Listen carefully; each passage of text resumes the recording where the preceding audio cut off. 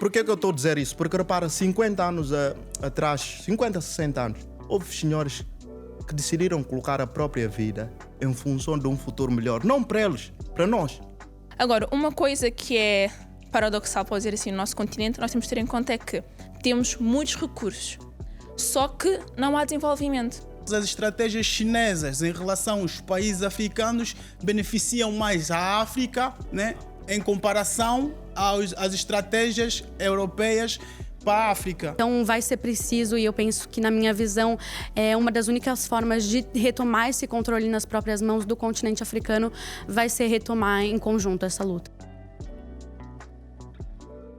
Sejam muito bem-vindos ao nosso terceiro episódio do nosso talk show Universitários, o seu espaço de interação, conversa, discussão aberta, onde temos aqui estudantes universitários e não só, para abordarmos temas, assuntos que assolam principalmente os países de língua oficial portuguesa. Eu sou Ioane e para apresentar o talk show de hoje, tenho aqui comigo Valentina Pascoal. Seja muito bem-vinda, Valentina. Obrigada, Ioane. Bem, já agora gostaríamos de dar as boas-vindas aos nossos convidados. Temos aqui conosco 4 convidados. Vou começar por apresentar a Beatriz Grego, ela que é formada em Estudos Africanos pela Faculdade de Letras da Universidade de Lisboa e também tem construído o seu percurso entre a comunidade estudantil e entre a comunidade também de imigrantes. E temos também conosco a Odara Brito, que é estudante em Relações Internacionais na Universidade de Lisboa, e também temos conosco o Nexus Farias, que é assessor jurídico da Universidade de Lisboa e jurista com especialização em Direito Administrativo e Administração Pública. Temos também o David Kissadila, especialista em Inteligência de Segurança do Estado, pós-graduado em Docência Universitária. E tem um artigo muito interessante que fala sobre o desafio geopolítico da África, na África Austral. É um artigo que vale a pena ler e aprende-se muito. Sejam muito bem-vindos. Eu começo já por ti, David. Sabemos que o continente africano é um continente com muitos recursos. Como é que esses recursos têm influenciado as dinâmicas internacionais? Bom, só para responder à tua pergunta, os recursos africanos têm bastante importância na dinâmica regional a nível global, né? Eu olho para essas vantagens em 3 aspectos ou 3 vertentes, que é o setor econômico global, a geopolítica, posso acrescentar a política, e o terceiro é desenvolvimento sustentável na economia global. Economia global por quê? Por causa por causa da forma como nós exportamos os nossos recursos. Ok, obrigado. Por causa da forma como nós exportamos os nossos recursos naturais, né? E a forma como ela é importante a nível global. Por exemplo, no setor industrial, a indústria mundial funciona muitas das vezes por causa dos recursos naturais que nós fornecemos à disponibilidade do mercado internacional. E na área da política geopolítica, ou geopolítica/política, se posso assim considerar, também tem um papel muito importante, principalmente naquilo que é relações bilaterais, né? Muitas das vezes nós construímos as nossas relações, nós africanos, com outros países, por exemplo, os países ocidentais, países asiáticos, por intermédio daquilo que a gente tem para oferecer. Os nossos recursos naturais, por intermédio dos nossos recursos naturais, nós conseguimos construir parcerias estratégicas, por exemplo. Nós, a China, é nosso parceiro estratégico, falo a nível da África, né, na sua maioria, porque a China tem parceria com quase todos os países africanos, é por causa da necessidade insaciável ou da sede insaciável dos recursos naturais africanos por parte dos chineses. Então, na área da política geopolítica, nós desempenhamos esse papel que é extremamente importante, mas também temos aquilo que é os conflitos internos que é o mal, nesse caso, que é o mal dos recursos naturais, né? Que é por intermédio dos recursos naturais que gera a cobiça por parte do exterior, né? E, no entanto, vão financiando alguns conflitos internos de modo a criar instabilidades para que, por intermédio dessa instabilidade local, falo dos países que são produtores de recursos naturais, propriamente, vão criando essas instabilidades de modo a que o Ocidente oferece uma pseudo-segurança em troca de recursos naturais. Automaticamente, isso acaba por ser aquilo que nós chamamos de em Angola diamantes de sangue, por exemplo, né? Que é a nossa bênção, mas também a nossa maldição. Agora, no desenvolvimento estratégico, eu quero aqui linkar que é um mal também, que é o problema da justiça, da desigualdade e justiça, né? Porque é por intermédio dos recursos naturais que nós temos isso. Eu vou fazer aqui referência de um livro do Muammar Gaddafi, livro verde, já agora aconselho-vos a ler, fala muito bem sobre os problemas da África. Ele apresenta a África, né, como um modelo, né, porque a maior parte dos países africanos tem quase o mesmo modelo de políticas de governança. Ele apresenta o modelo partidocrata como um modelo que os africanos utilizam muito para as governanças. O que é a partidocracia? Ele diz que a partidocracia é a elitização dos partidos políticos, ou seja, nós olhamos mais para os partidos políticos, ou seja, os partidos políticos têm mais poder que as pessoas. Isso faz com que os partidos criem as elites e as elites vão se afastando das bases. Resultado, os governantes têm muito poder e as bases têm pouco poder, fazendo com que tenha ricos, muito ricos e pobres, muito pobres. Então eu encaixo isso nesse paradigma que também tem muito a ver com os nossos recursos naturais, que muitas das vezes influenciam também nesse fator. Muito bem, muito bem, muito bem. Bem, O que é que podes acrescentar aí, Nexus, em relação à pergunta? Está aqui o Nexus. Espera, deixa eu ver o que é que nos tem. Nexus está a pensar muito. Não, em primeiro lugar, aproveitar e cumprimentar. Eu nunca vi uma sala assim tão bonita para uma conversa sobre a África. Isso é extremamente interessante. Falar da influência da África em função dos seus recursos, eu vou apontar 3 eixos. Há 3 problemas que são globais e essa discussão há de acontecer. Talvez estaremos vivos para assistir, mas já numa fase idosa, seremos idosos, mas em princípio essas discussões têm que acontecer na África. São em 3 eixos. O problema primeiro é a questão do clima. A questão climática terá de ser discutida na África. Isto aí eu vou explicar porquê.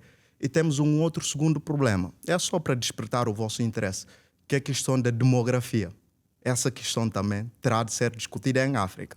Não agora, mas essa discussão já vai sendo presente, mas terá de ser respondida em África. E temos um outro terceiro assunto, que é a questão tecnológica. Essa questão também vai ter de ser discutida em África. Vamos à primeira questão. Por que é que eu disse que a questão do clima terá de ser discutida em África?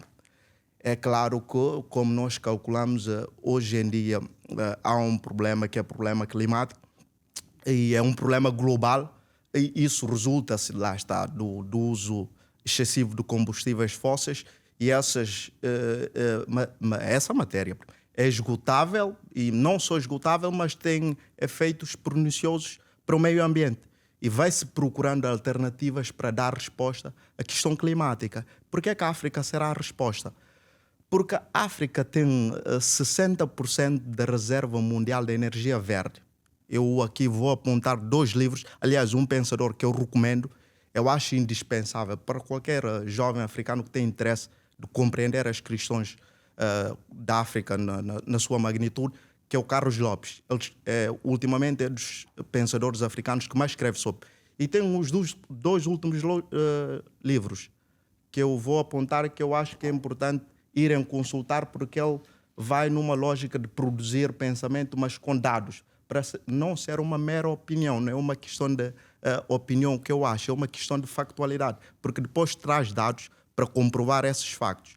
O primeiro livro é A África em Transformação, que saiu, é o mais recente, mas tem outro também que é de mudanças estruturais em África, capa verde, capa amarela. Eu recomendo que vão procurar ver o conteúdo desse livro. É um livro muito riquíssimo no que diz respeito à abordagem das questões continentais, nomeadamente da África.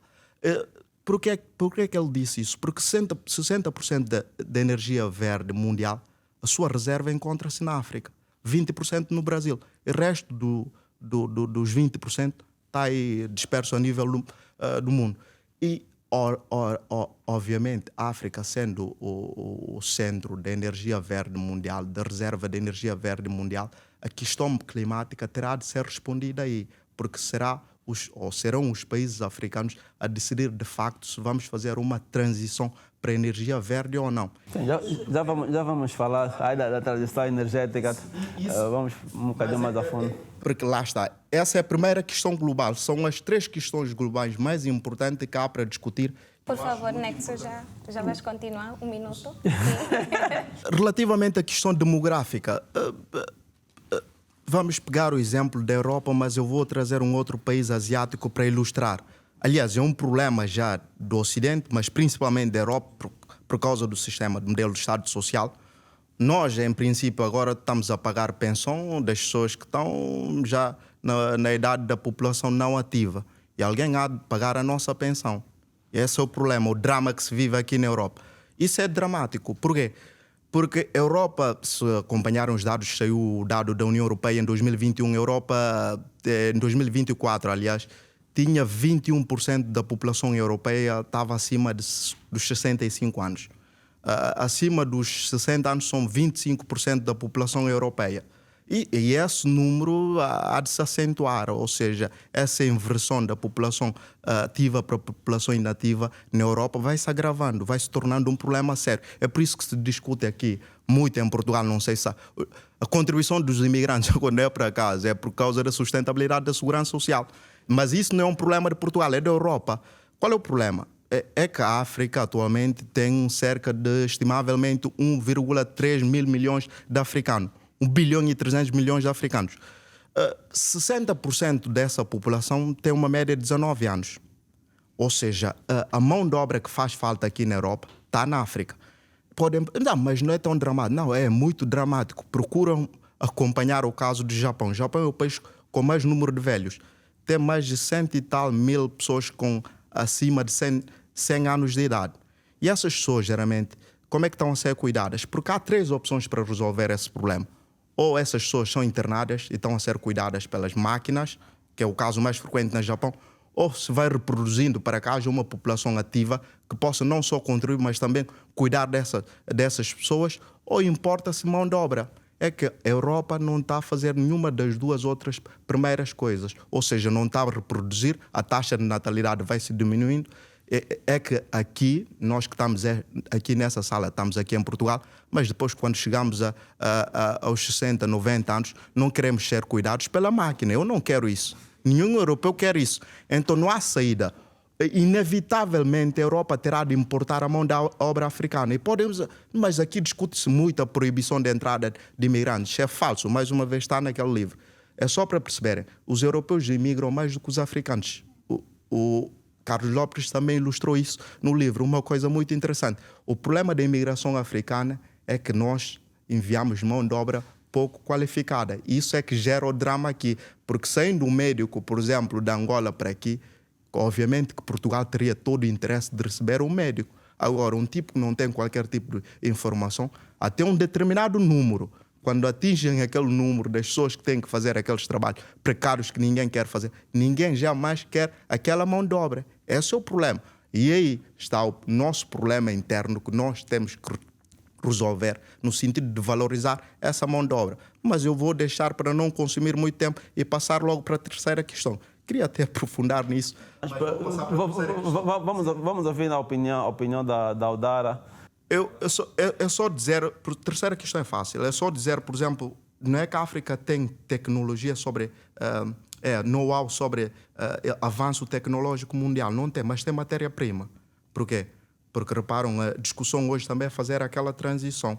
E a maior parte das baterias e todos os dispositivos eletrônicos, a matéria-prima que é necessária para a sua construção, 60% dessa reserva está na África, precisamente no Congo, cobalto. E é por isso que a discussão tecnológica também terá de acontecer na África. E perguntam-me como é que a África pode influenciar. Não. Todas as questões globais, as 3 questões mais importantes globais que se vai discutir em 2050, 2100 por aí, terão de ser feitas na África. É por isso que a África tornará centro da política global. Muito bem, muito bem. Boa. Posso repetir a pergunta? Perdeu-se um bocadinho o fio. A pergunta foi como é que os recursos têm influenciado nas dinâmicas internacionais, os recursos que temos no continente africano. Ok, primeiramente, boa tarde a todos. Então, quando pensamos em recursos, primeiramente temos que ver que a África é um continente onde há uma abundância de recursos que vão desde cobalto, coltan, ouro, etc. Então, quando nós pensamos nesta ótica do continente africano, temos que pensar também na realidade onde nós nos encontramos atualmente, que é uma realidade tecnológica, globalizada. Então, os recursos que tem a África são recursos que são necessários tanto para a transição energética, que já foi falado aqui, como também para as inovações tecnológicas. Isso explica, por exemplo, porque tantas potências mundiais, como os Estados Unidos da América, como a Europa num todo, mais no contexto da União Europeia, vamos dizer assim, e a China têm tantos interesses no continente africano, que temos atualmente o que é a chamada nova corrida para a África. Algo que já aconteceu há tempo atrás, tempo em tempo sempre há um novo recurso encontrado em África que vai se enquadrando nas dinâmicas globais, vai fazer com que as pessoas sempre olhem para o nosso continente. Agora, uma coisa que é paradoxal, pode dizer assim, no nosso continente, nós temos de ter em conta é que temos muitos recursos, só que não há desenvolvimento. Quando falo de desenvolvimento, estou a falar de desenvolvimento económico, essencialmente. Um caso, por exemplo, já foi levantado aqui pelo Nexus, que eu também iria levantar, que é da República Democrática do Congo, que é um país onde cerca de 70% do cobalto do mundo se encontra naquele país. Mas é um país onde cerca de 70% da população se encontra basicamente numa situação de miséria. Então temos que começar a olhar para esses pontos, porque é como é que nós temos tanta abundância, mas ao mesmo tempo tanta abundância de pobreza. Então, mas tudo isto está ligado ao quê? A uma grande ingerência estrangeira, há muita influência estrangeira dentro do continente e também, não posso dizer também que a ingerência estrangeira seja todo errado, porque vivemos num mundo globalizado. Só que é uma influência onde que só se retira recursos e não se deixa nada. Podemos ver a relação, por exemplo, mais fácil, União Europeia, China, Estados Unidos. Pode-se fazer ditos investimentos em África, mas não há o quê? Não há transmissão de conhecimento. Do que é que vale entrar-se num país, não posso dizer no continente todo, mas entrar-se num país, fazer investimentos e depois sair e deixar o quê? Uma estrada. Para que serve uma estrada? E não deixar conhecimento. Não deixar nada disto. E são questões que temos que começar a pensar. Porque eu pessoalmente, sendo estudante de Relações Internacionais, nunca poderia dizer não, que relações com outros países é errado. Não, é necessário, é crucial no mundo que vivemos hoje. Mas relações que criem mais dependência têm que começar a ser pensadas e vistas. Temos que começar a fazer acordos melhores e voltados para os nossos países, para o nosso continente. Esses são pontos que, para mim, é necessário termos muito em conta e sempre pensando também no continente africano como um continente com vários países, com várias realidades políticas, sociais, culturais e até mesmo de recursos. Então, temos de sempre ter em conta estes pontos. Bem, eu gostaria voltando ainda aqui nesta questão dos recursos naturais, gostaria de ouvir um pouquinho a Beatriz. Bem, a cada vez mais é visível que a África tem se afirmado como uma reserva estratégica. E é visível também que os recursos naturais estão na base de muitos conflitos em vários territórios africanos e é uma questão aqui bem conhecida de certos países africanos que têm estas questões de conflitos. Até que certo ponto esta afirmação estratégica pode ser benéfico ou será que pode vir a piorar naquilo que são a gestão de conflitos territoriais por conta destes mesmos recursos em África? Claro. Me parece uma pergunta excelente. Primeiro, obrigada. Boa tarde a todos. Começar dizendo, acho, então, que, para mim, eu ainda penso que reafirmar e ter essas estruturas e ter esses recursos naturais ainda é algo positivo. Sempre que há, em algum lugar, recursos, independente do local, sendo África, sendo Brasil, Europa, independente do local, há poder. Né? Se a gente está falando... Eu sou uma pessoa... que eu vou começar aqui já abrindo, me expondo, falando eu sou uma pessoa anticapitalista, eu luto pelo fim do capitalismo, desse sistema, porque eu acredito verdadeiramente que enquanto existir, tem coisas que a gente não vai conseguir mudar. E, dito isso, algo que o poder é dentro do capitalismo, né, é a chave principal, assim. Então, se você quer se afirmar num local capitalista, você precisa ter poder, no caso, ali em África, são mesmo as questões dos recursos naturais. Como o meu colega falou, não só os recursos naturais, mas também os recursos humanos. Então, a questão da demografia e do país, ser um país muito jovem, é algo que dá poder à África. Ai, obrigada. Nossa, grave esse erro, muito obrigada. Mas dá à África o poder de influenciar na geopolítica mundial. Eu acho que muitas vezes a gente não vê esse poder. O problema, que a minha colega aqui também falou, é que a gente não vê esse poder ele estando ativamente na mão do pessoal do continente africano. Então, a gente tem todas as empresas, majoritariamente também empresas privadas, estadunidenses ou europeias, que têm muito poder e que têm esses recursos. 70% do cobalto está na República Democrática do Congo e não ser utilizado, e a República Democrática do Congo não ter o poder de escolher e não ter o retorno também monetário, que é o que nos dá poder dentro agora, né, desse sistema que a gente vive, é muito crítico. Mas eu penso que ainda é algo positivo e que deve ser encarado como isso. É uma chave, é uma moeda de troca, querendo ou não. É algo que você consegue gerenciar. Você realmente só precisa fazer com que aquilo esteja ao seu favor. As guerras, elas vão continuar quando há recursos naturais, e agora principalmente, claro, com as energias renováveis, o cobalto, que é principalmente para as baterias. Tudo isso faz com que essa guerra, né, econômica pelos recursos e essa possível nova corrida e dominação por continente africano se potencialize. É importante, eu acho, a unidade, e penso que a gente vai falar um pouquinho depois sobre a União Africana também, mas é importante a gente entender que a unidade vai ser a forma de controlar isso em conjunto, porque quanto mais você se divide, mais difícil é encontrar estratégias que realmente venham a funcionar, assim. Então, vai ser preciso, e eu penso que, na minha visão, é uma das únicas formas de retomar esse controle nas próprias mãos do continente africano vai ser retomar em conjunto essa luta, sim, com certeza. Boa, muito bem, muito bem. A minha pergunta é, mas por que esses recursos têm sido um fator de conflitos no continente? Pergunta é para mim. Epá, podes começar. Já vi que estás preparado, já. Sabe, eu acho muito interessante quando se discute a África, faz a questão de acentuar-se nessas questões que, mais uma vez, eu convido a irem consultar o autor, porque isso não acaba por ser essas narrativas pessimistas sobre a África. A África não é um continente do conflito.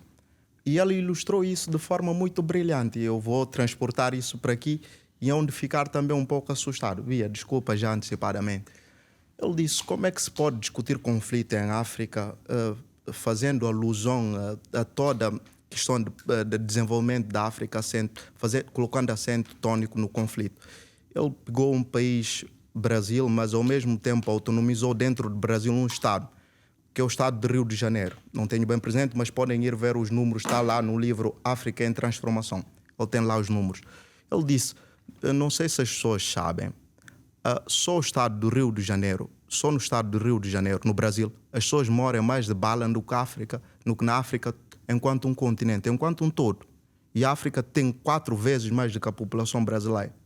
O continente africano, a sua dimensão é 4 vezes maior que o território brasileiro. Por que é que diz conflito em África e não se fala de conflito em Brasil? Se bem que só num estado brasileiro as pessoas moram mais de bala.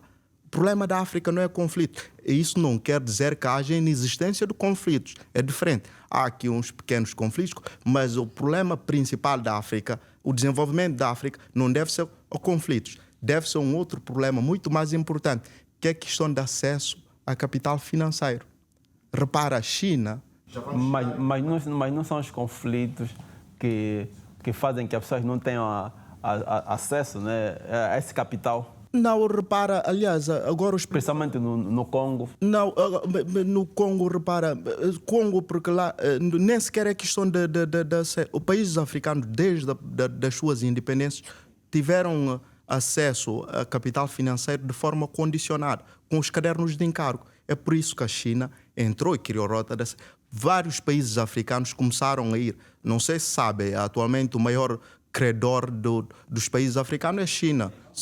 Então, a questão não é de acesso a crédito, mais uma vez. E a questão da gestão. Eu colocaria o foco de desenvolvimento do continente, que é um conceito também até questionável, porque o autor questiona o conceito de desenvolvimento. É um conceito criado pelas instituições de Bretton Woods, mas não vamos aqui discutir o questionamento desse conceito. Mas essa transformação estrutural em África, de industrialização para um estágio de desenvolvimento mais aceitável, deve ser um problema de gestão e políticas públicas direcionadas à resolução do problema das pessoas. Não deve ser conflito.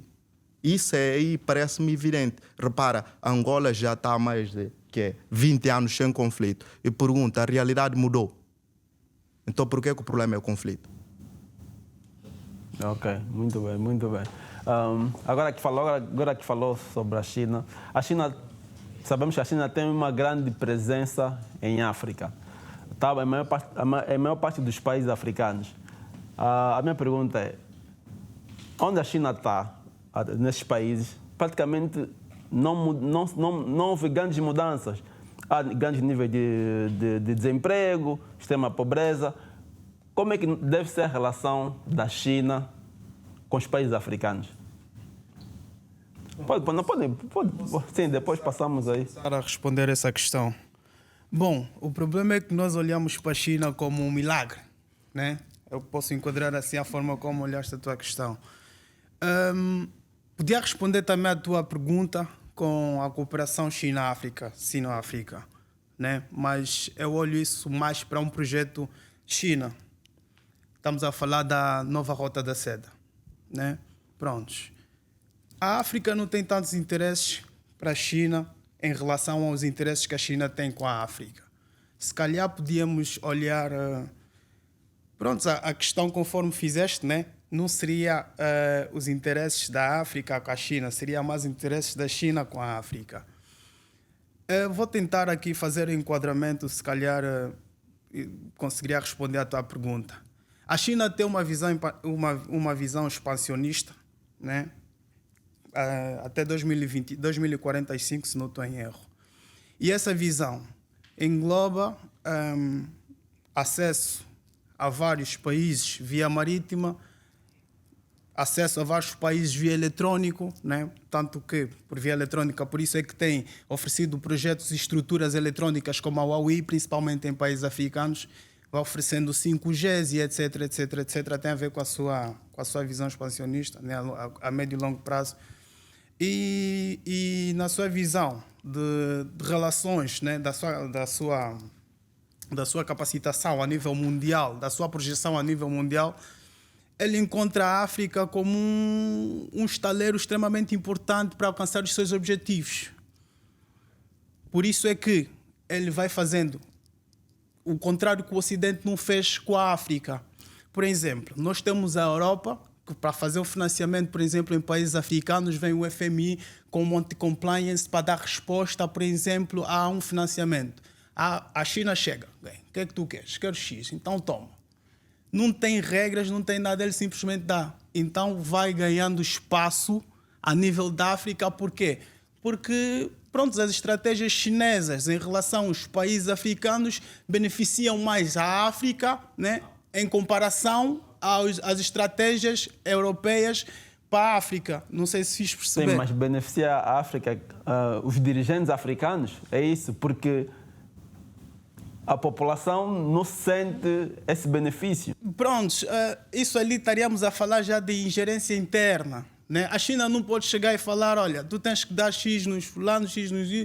Isso aqui é problema interno, né? E os países independentes têm autonomia suficiente de fazer a gestão dos seus capitais, por exemplo. Mas a China tem feito o seu papel, né? Se podemos assim considerar. Desculpa lá, vou só tentar concluir essa parte. Tem feito o seu papel, né? Criando projetos, por exemplo, na parte de... criando estruturas, por exemplo, hospitais, né? Nós estamos em Angola e nós sabemos que a China tem construído alguns hospitais, tem feito infraestruturas extremamente interessantes Por exemplo, algumas escolas, né, falei de hospitais, têm feito estradas que podem ajudar no desenvolvimento, né, nessa transição de escoamento de produtos de campo para a cidade, etc, etc. Nós é que deveríamos, se calhar, saber utilizar os recursos que a China nos põe à disposição para que, no entanto, nós consigamos tirar algum proveito disso. Porque nós não vamos... Estamos a nos mentir se nós pensarmos que a China vai chegar e vai nos dar papa na boca. Nós temos que tirar proveito, da mesma forma que ele tira proveito dos recursos naturais africanos, só para que conste, a China tem o controle de 50% do cobalto que vem da República Democrática do Congo. A China vai oferecendo infraestruturas e serviços. E não só vai oferecendo apoios militares, por exemplo, estamos a falar a primeira base militar da China a nível internacional, né? A base externa da China está em Djibouti. Por quê? Por causa da localização geoestratégica que Djibouti tem na África, que está no canal de Suez, né? Está ligada propriamente à zona do Mar Vermelho, que é um canal extremamente importante para o seu projeto, que é a nova Rota da Seda, por exemplo. Fazem investimentos, por exemplo, em infraestruturas no Egito, porque por causa da geolocalização do Egito no canal do Suez e no Mar Vermelho, que até um certo ponto vai lhe criar facilidades na nova Rota da Seda. Agora, estrategicamente, a China está bem em relação aos países ocidentais. O que os ocidentais nos fazem... eu prefiro olhar para a China, porque eu costumo dizer, a China é tipo aquele papoite que chega na dama mais cobiçada da zona, banca, não fala nada. Os miúdos da zona ficam ali a se bater, a fazer um monte de publicidades e etc. Você sabia que, por exemplo, 18% dos armamentos militares importados da África vêm da China? Tem informação disso, mas nós não temos informação que a China tem feito financiamentos em termos de segurança no continente africano. Mas nesse momento a China trocou o cobalto da República Democrática do Congo com apoio em equipamentos militares, por causa da sua guerra com M23/Ruanda, né? Então nós temos que começar a rever, por exemplo, a forma como nós lidamos estrategicamente com os parceiros que nós acarretamos, porque eles vêm com os seus objetivos. Nós também temos que olhar para os nossos objetivos e tentar tirar algum proveito naquilo que eles têm para nos oferecer, porque eles têm tirado muito proveito naquilo que a gente tem para os oferecer. Desculpa, David, acreditas que essa troca da China em questões de propriamente financiar em armamentos não contribui mais naquilo que é para piorar os conflitos que é propriamente na região de Goma e isso propriamente no Congo? Achas que isso é benéfico? Geopolítica envolve segurança, né? As guerras vão existir sempre. Acho que és tu que disseste isso. As guerras vão existir sempre. Naquilo que possível for para eu te ajudar, se tu tiveres necessidade nesse momento, eu vou te ajudar. Tu queres o quê? Quero que tu me des arma, vais me dar o quê? Política não é amizade, é interesse. Eu preciso do teu cobalto, tu precisas de quê? Precisas de arma? Toma. Se você vai se matar com os teus irmãos, isso é problema interno. Eu não tenho que me meter nos problemas internos do teu país. Posso até influenciar até um certo ponto, mas naquilo que é a estratégia política da China, eu não vejo muito a China se meter nos conflitos internos. Eu olho isso para uma estratégia, desculpa só para terminar, eu olho isso como uma ambiguidade, eu prefiro chamar isso como uma ambiguidade estratégica, né?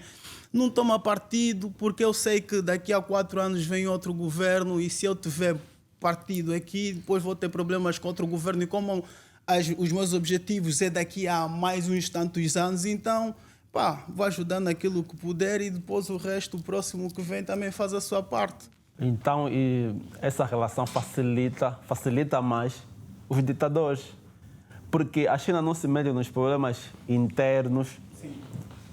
Porque a relação com a Europa é diferente, porque a Europa, se calhar, por isso muitos dos países africanos já não querem essa relação com a Europa, com os países europeus, porque os países europeus querem que se implemente a democracia, os direitos humanos, tudo isso.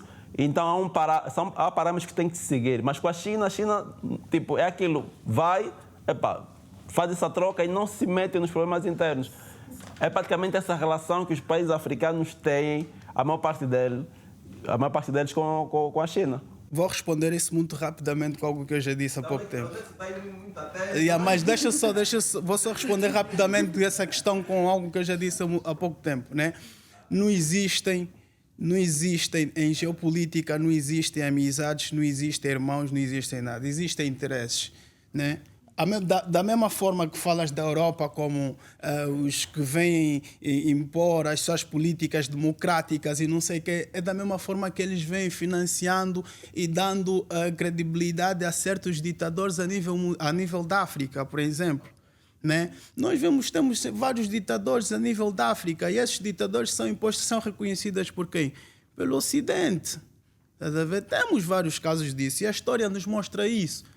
Não sei se está a fazer perceber. Né? A Europa, fala a Europa no seu todo, não só o Ocidente. Por exemplo, temos a situação de Agadougou. Né? Historicamente sempre tiveram golpes de Estado. Mas quando aparece um democrata, um que aparece com ideias revolucionárias, o mesmo Ocidente que supostamente tem ideologias de democracia é o mesmo que financia, por exemplo, grupos militares para fazer o derrube ou golpe de Estado do presidente X ou presidente Y. A história nos mostra isso. Na República Democrática do Congo, por exemplo, tivemos o ex-primeiro-ministro que agora passa-me pela cabeça, acho que é o Lumbumba, Patrice Lumbumba, muito obrigado. Tivemos ele na República Democrática do Congo. Por exemplo, temos o Sassou Nguesso na República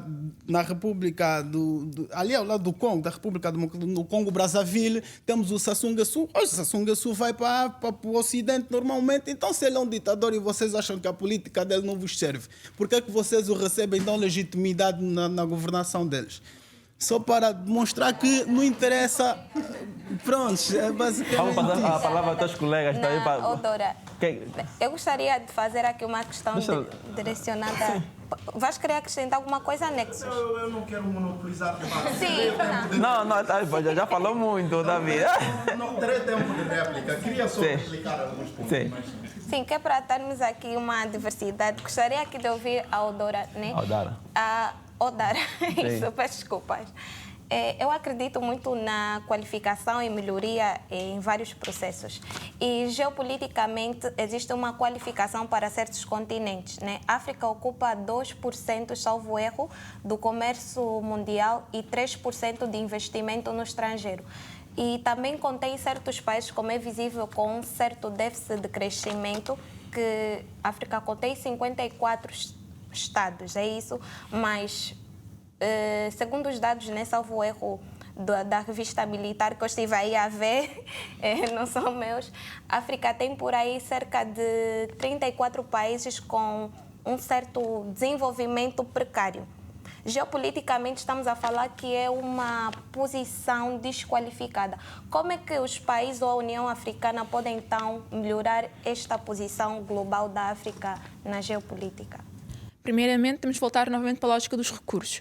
Por mais que o continente africano possa ter, como estavas a dizer, uma posição não tão boa no contexto geopolítico, mas várias potências, elas estão centradas onde? Elas são voltadas para a África. Porquê? Porque há recursos. Então, temos de ter noção do quê? Que estamos nessa posição porque, primeiro, não fazemos a própria transformação dos nossos recursos, não há industrialização. Temos cerca de 60% das nossas terras aráveis, ou seja, podemos desenvolver muito ainda a nossa agricultura, mas que nós não utilizamos. Temos que começar a olhar para esses pontos. Então, o que é que acontece no continente africano? Há muito interesse, todas as potências olham para o nosso continente, retiram os recursos, as matérias-primas e depois o quê? Vão-nos vender o quê? Os produtos manufaturados, já com um valor acrescentado. E nós o quê? Quando nós estamos a exportar produtos muito baratos, mas que são essenciais porque não há indústria de matéria-prima. Começa-se por essa lógica. Então, como é que o continente que tem continente onde há uma das maiores reservas de recursos é o mesmo continente que não faz transformação dos mesmos recursos? A Europa é um continente que tem poucos recursos naturais. Isso é de conhecimento de todos. Mas é dos continentes mais ricos. Porquê? Porque há indústria. A China cresceu geopoliticamente. Porquê? Porque fez transformação. O que é que aconteceu? Boa parte das outras potências, das potências ocidentais, viraram-se para a China porque aí estabelecer fábricas era mais barato. Só que a China, diferentemente do continente africano, que é algo que temos que começar a pensar, é que ela, quando há essa transferência, o que é que ela faz sempre? Ela pede sempre a transferência também do know-how, ou seja, do conhecimento.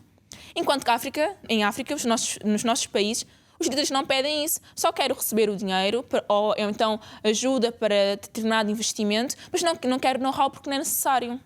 Então, essa lógica do win-win chinês, por exemplo, em África é um win-win para a China e para a África é só um wi.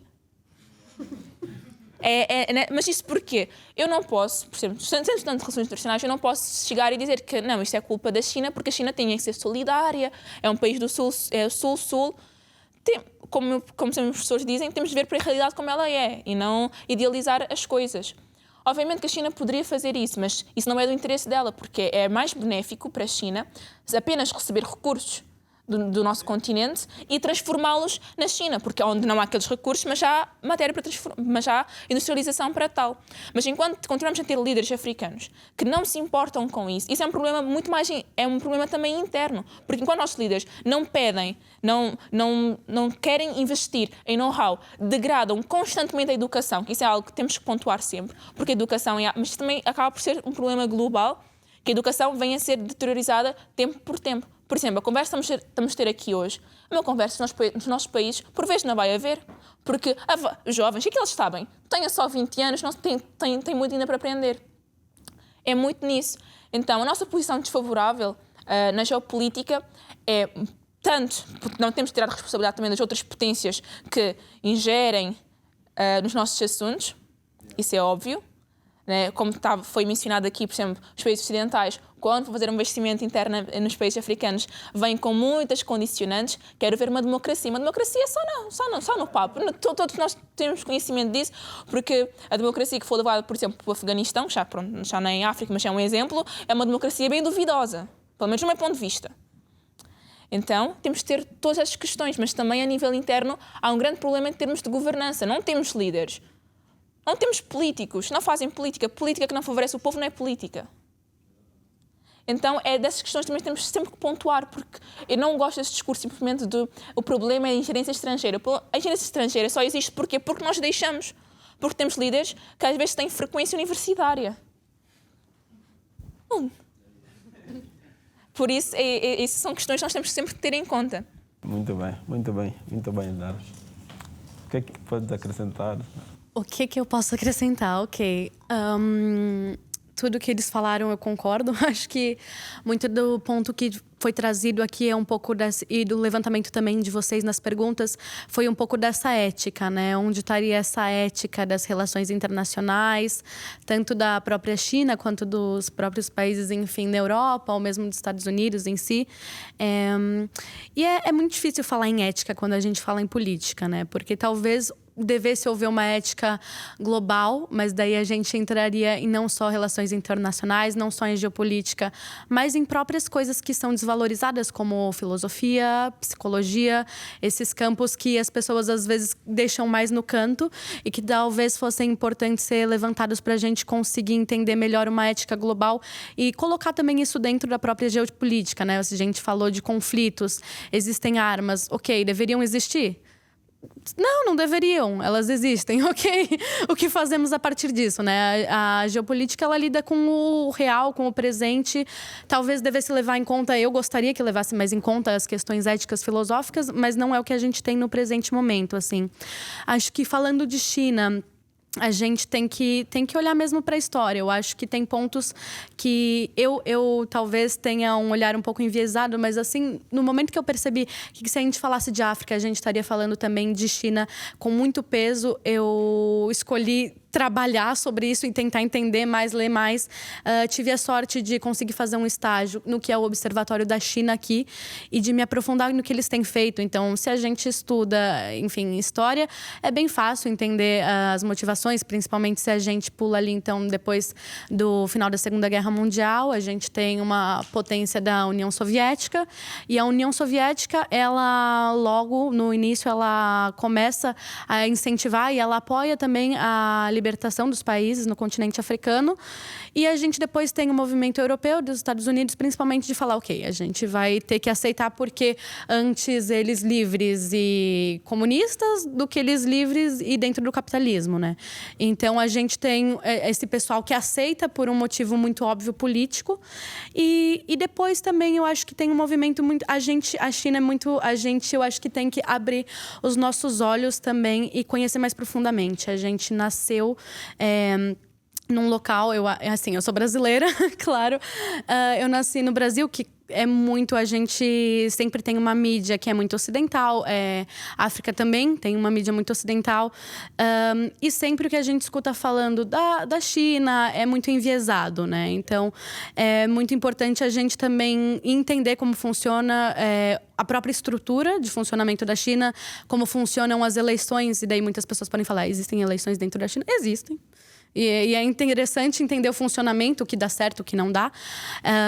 E depois entender também como vai ser esse funcionamento dentro do continente africano. Então, é como meu colega disse, existem acordos e são acordos que são mais livres. São acordos, se a gente acompanhar processos. Todos eles levam muito tempo, então os contratos, eles geralmente não são feitos em 1, 2 dias. Eles levam muitos dias para ser realizados, os contratos que a China organiza. E muita coisa é vista, e muita coisa realmente eles falam, ok, então, toma, levem isso daqui que a gente quer, isso daqui que vocês vão ter. Não tem essa questão de políticas internas, ok, a gente quer o comunismo instalado aí. Né? Eles deixam claro que a gente não pode ser ingênuo também, entender o soft power que funciona, como que essas influências vão vendo, mas cabe aos próprios também, claro, governantes, como estavam falando, entenderem as dinâmicas, entenderem o que eles querem.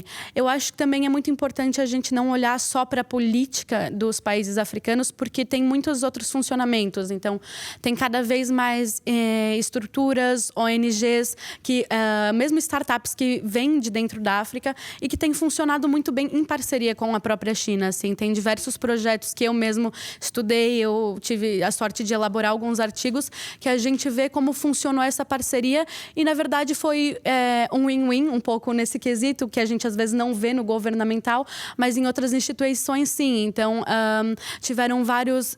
um dos projetos que aconteceram foram os vários estudantes africanos para a China. E ali na China, eles compartilharam o próprio tipo de medicina que eles... Enfim, de medicinas naturais, os conhecimentos que tinham. E houve essa reciprocidade. Depois voltam e ali estabelecem, junto com o que tinham ganhado. A China também modifica nos próprios ambientes. Era um território mais do interior. Modifica a própria medicina ali.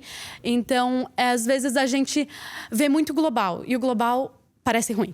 Eu vou ser bem sincera, parece ruim. Mas se a gente vê os pequenos casos, às vezes eu acho que nos ajuda a entender como pode ser futuros posicionamentos, assim. Então é muito importante a gente olhar também esses pequenos casos, porque podem ser uma viés muito interessante para nos dar uma luz, assim. Muito obrigada, que pode ser. Beatriz. De nada. Boa. Só um minuto para nós fazer o intervalo. Sim, 1 minuto. Lembram que eu disse aqui que o problema da África não eram os conflitos. Esses são os problemas júniores dentro dos problemas que temos. O nosso problema principal é de gestão. Mais uma vez, de toda a conversa que foi produzida aqui, chegamos à conclusão de facto que o problema da África é de gestão. Nem sequer é de gestão da personalidade X ou do grupo de pessoas X, que podem ser partidos, mas é um problema de gestão, na sua magnitude. E repara, vamos lá ser mais pragmáticos. A relação China-África é uma inevitabilidade, não só pela que a China vai tornando, mas é a própria também necessidade do continente. Repara, a China atualmente é o maior produtor de bens e serviços. A África é dos continentes, ou do continente que produz menos. Por uma questão de necessidade, no curto prazo, precisa daqueles bens e serviços. Ponto número 1. Ponto número 2 é que a China também atualmente é o maior parceiro econômico da África. Ponto número 2, que eu acho que é muito importante. E muitas vezes as pessoas esquecem isso. E depois, em função disso, vem o ponto número 3. Traz vários problemas. É que a China não traz caderno de encargos. Mas quem é que quer, ao emprestar dinheiro a uma pessoa, que seja condicionada a gerir dinheiro dentro da sua casa de uma determinada forma? Isso não quer dizer que eu apoio ditadura ou regime X. Eu só estou a dizer que nenhum africano deveria tolerar ou dar como normal qualquer país ocidental emprestar dinheiro, mas com um caderno de encargos a dizer o que é que temos que fazer e em que moldes temos que investir aquele dinheiro. Isso não. Isso não quer dizer que eu legitimo qualquer tipo de regime que não olha para questões de direitos humanos. Não tem nada a ver. Só acho que a nossa relação tem que ser mais numa lógica de parceiro, não de paternalismo. Olha, por mais que nós temos os nossos líderes, de certo modo, com uma certa lógica enviesada de governação. Isso não quer dizer que tem que existir esse paternalismo do Ocidente para com os países africanos, no sentido de emprestar dinheiro, depois condicionar ou determinar como é que aquele dinheiro tem que ser investido. Isso não vai. Qualquer país minimamente sério que tem lógica de ser um país soberano não aceitaria isso. Nós não devemos aceitar isso. Mais importante do que isso, é importante compreender que a África, para ultrapassar a situação que vive, tem que tomar medidas muito sérias. A primeira medida tem que alterar a sua lógica de gestão. Segunda, a sua lógica de gestão tem que ser direcionada para políticas de transformação. Dar já disse. Repara, isso é muito engraçado, mas depois eu vou dar exemplo de Angola porque tenho aqui muitos angolanos, só para provocar mesmo, para fazer doer, para pessoas poderem falar. Nós, num todo, assim, numa perspectiva global, do ponto de vista da territorialidade, a África, enquanto continente, tem cerca de 30 mil milhões de quilómetros ao quadrado. Isso dá o dobro da Rússia, que a Rússia é o maior país do mundo, dá o triplo dos Estados Unidos, o triplo da China. E dentro desse universo de território vasto, nós temos 60% da terra arável. Por que a África haveria de ser o continente que mais importa cereais? Isso não é loucura dos tempos. Ou é desleixo total, que chegamos a um ponto tal de não querer fazer nada, ou desligar apenas pelas coisas. E aqui eu pego o exemplo da Angola. Repara que Angola é dos maiores produtores de petróleo na África. Mas não só. A Angola teve a oportunidade e teve os seus momentos, porque houve período em que cresceu economicamente de forma muito acentuada, de diversificar a sua economia, principalmente na área da agricultura. Foi essa a opção. Não, politicamente nunca se pensou nessa diversificação. E quando vem esses problemas, sofre as crises, porque aí há uma dependência do crescimento econômico, é resultado de exportação dura das matérias-primas. Isso não é culpa da China, não é culpa da China nem de um outro parceiro que venha investir. Nós não queremos que os outros parceiros venham transformar as nossas coisas. A transformação tem que partir da África, dos países e da própria governação africana, não dos outros países. E isso tem que ser uma opção política, é uma questão de gestão. E essa opção tem que ser reivindicada pela juventude africana, que é a maioria, que constitui a maioria dos eleitorados africanos. Isso é uma coisa que temos que pensar, não exportar o nosso problema para o terceiro, porque isso é uma forma muito fácil de lidar com o problema, mas o nosso problema não é a China nem o Ocidente. No fim ao cabo, o nosso problema nós somos o fator determinante principal do nosso problema, não os parceiros externos. E, portanto, é importante que as pessoas olhem isso nessa lógica. Vamos só fazer aqui um intervalo, um curto intervalo. Vamos aqui. Um intervalo de 5 minutos e já voltamos. Beber uma aguinha, casa de banho. Falamos dos recursos naturais, falamos do papel da China em África. Vamos ouvir a opinião aqui da nossa plateia, do que se abordou, o que eles pensam, o que eles acham, o que pode se acrescentar do que se disse. Boa tarde a todos, meu nome é Giza. Em relação aos recursos naturais, eu concordo de uma forma geral, quase tudo que foi dito. Mas também tem questões. Os recursos naturais do continente africano são de muito valor a nível internacional, todos nós sabemos. E é uma coisa muito disputada, é disputada por vários países. Então, eu, como uma pessoa da área da economia, eu penso, se eu tenho esta garrafa d'água, certo? Tem várias pessoas com sede e querem, eu vou usar isso ao meu favor. Vou tentar fazer o melhor acordo possível para obter o máximo de dinheiro possível. Então, e eu acho que é isto que se passa com a África. Tem o recurso natural, tem os recursos. Mas por que é que eles não fazem os melhores acordos em vantagem da população, em vantagem para trazer o benefício para o povo? Por que é que eles aceitam qualquer coisa? Eu sei que neste momento têm aceitado mais acordos com a China em comparação com a Europa ou os Estados Unidos, Eu acho que também a África está a acordar um pouco, né? Devido à relação de colonialismo com a Europa e os Estados Unidos. Então eu acho que os líderes africanos estão a perder um pouco a confiança nos europeus, da sociedade ocidental. E isto está-lhes a atrair mais em termos da China. O inimigo do meu inimigo é meu amigo. É mais ou menos isso que faz com que eles prefiram, né, fazer acordos com a China. Então a questão é essa: por que não conseguem fazer os melhores acordos possíveis? Muito boa pergunta. Boa. Eu nem sei porque que eu peguei o microfone, porque a pergunta é muito difícil. Era passar logo para o meu colega aqui responder. Então, aqui isto é interessante, mas é uma boa pergunta que tem que servir para todos aqui. Todos, não só, mas toda a juventude africana. Por que os senhores que nos governam não pensam em nós, em todos? É uma boa pergunta. Eu não sei se há resposta para essa questão. Talvez é a questão de século do continente para responder. Por que um senhor que está lá prefere estar bem sozinho, por exemplo... Mas eu não vou focar em Angola, vou focar em Moçambique, para não ser muito problemático. Mas, por exemplo, não sei se sabe, dando só esse exemplo, Frelimo tem 14ª maior elite da África. Para que ter um grupo de pessoas que estão bem num país cheio de riqueza e o resto da esmagadora maioria da população vive mal? Não sei, eu também não sei. Se é questão ligada ao humanismo, bom senso... questão de ter alguma lógica de olhar para o outro, de ser patriota, eu não sei, talvez há várias respostas para isso. Porque, sim, mas por que eu estou a dizer isso? Porque, repara, 50 anos atrás, 50, 60 anos, houve senhores que decidiram colocar a própria vida em função de um futuro melhor. Não para eles, para nós. Isso eu também me pergunto, por que aqueles senhores fizeram? Eu não sei, porque eu levanto todos os dias e pergunto, eu naquela condição faria isso? É uma pergunta que eu não sei. Talvez só em circunstância própria teria resposta para aquela questão, porque eu não sei se colocaria 10 anos da minha juventude a lutar por um futuro num país que, em princípio, eu não serei beneficiário principal e direto. É para o futuro dos meus filhos. Alguns senhores fizeram isso. Agora, outros estão a fazer o sentido inverso. Por quê? Não sei. É uma pergunta de cego. E também, se o problema está nos líderes, mas o problema é, por que este problema é generalizado na África? Por que quase todos os líderes são corruptos, né? Por assim dizer?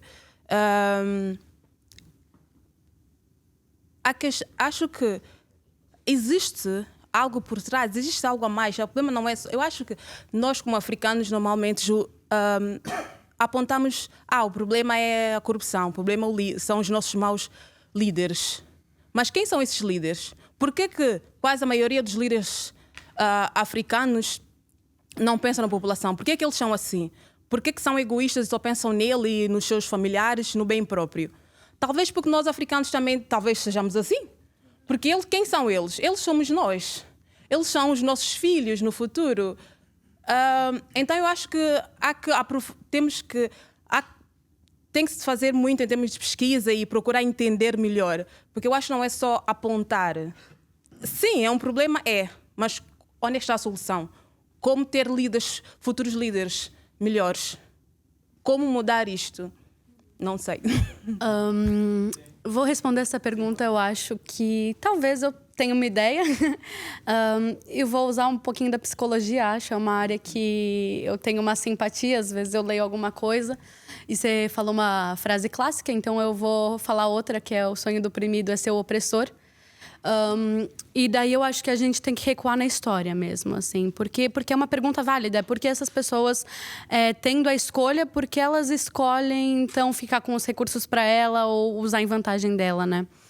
E eu acho que tem a ver com isso, tem a ver com a história, né? Então, ao longo da história, continente africano, todos os países que foram colonizados, eles passaram por algo muito brutal, no sentido de criar um outro imaginário, né? Então, você vivia no seu imaginário, você entendia espaços e geografias de uma forma, poder de uma forma. A gente tinha o respeito aos mais velhos, que vinha como principal forma, ele tinha também as questões religiosas. E daí você sofre um processo violento de entender que mudou. Né? E entender que mudou não é entender, mudou, não. É um processo que ele vem através da religião, é um processo que vem através de violência física e que ele faz você entender que se você tiver outra ideia, se você pensar de outra forma, ok, você vai sofrer agressão. Você vai ser sempre o inferior e é essa condição, e é uma condição muito bruta, é uma condição que levou a muito suicídio, por exemplo. E é uma condição que ninguém quer estar. Então, você faz de tudo para sair dali, né? E como que você sai dali, hoje em dia? Tentando chegar mais perto do seu opressor, assim. E como fazer isso? Eu acho que a gente, né, falou um pouco da questão, eu falei do capitalismo. O capitalismo, ele é um sistema que ele visa você ter sempre mais, né? E é um sistema que visa você olhar para o outro. Então, agora a gente tem as tecnologias. Acho que é um discurso que todo mundo conhece muito bem, de a gente ver sempre no Instagram, no Facebook, a vida muito bonita da outra pessoa. E a gente quer isso, porque parece que é a única forma da gente se sentir bem, da gente atingir algo, de ser alguém na vida. E eu acho que pode parecer muito simples, porque a gente fala, ok, então esses líderes africanos, eles têm aquele mesmo pensamento que eu. Sim.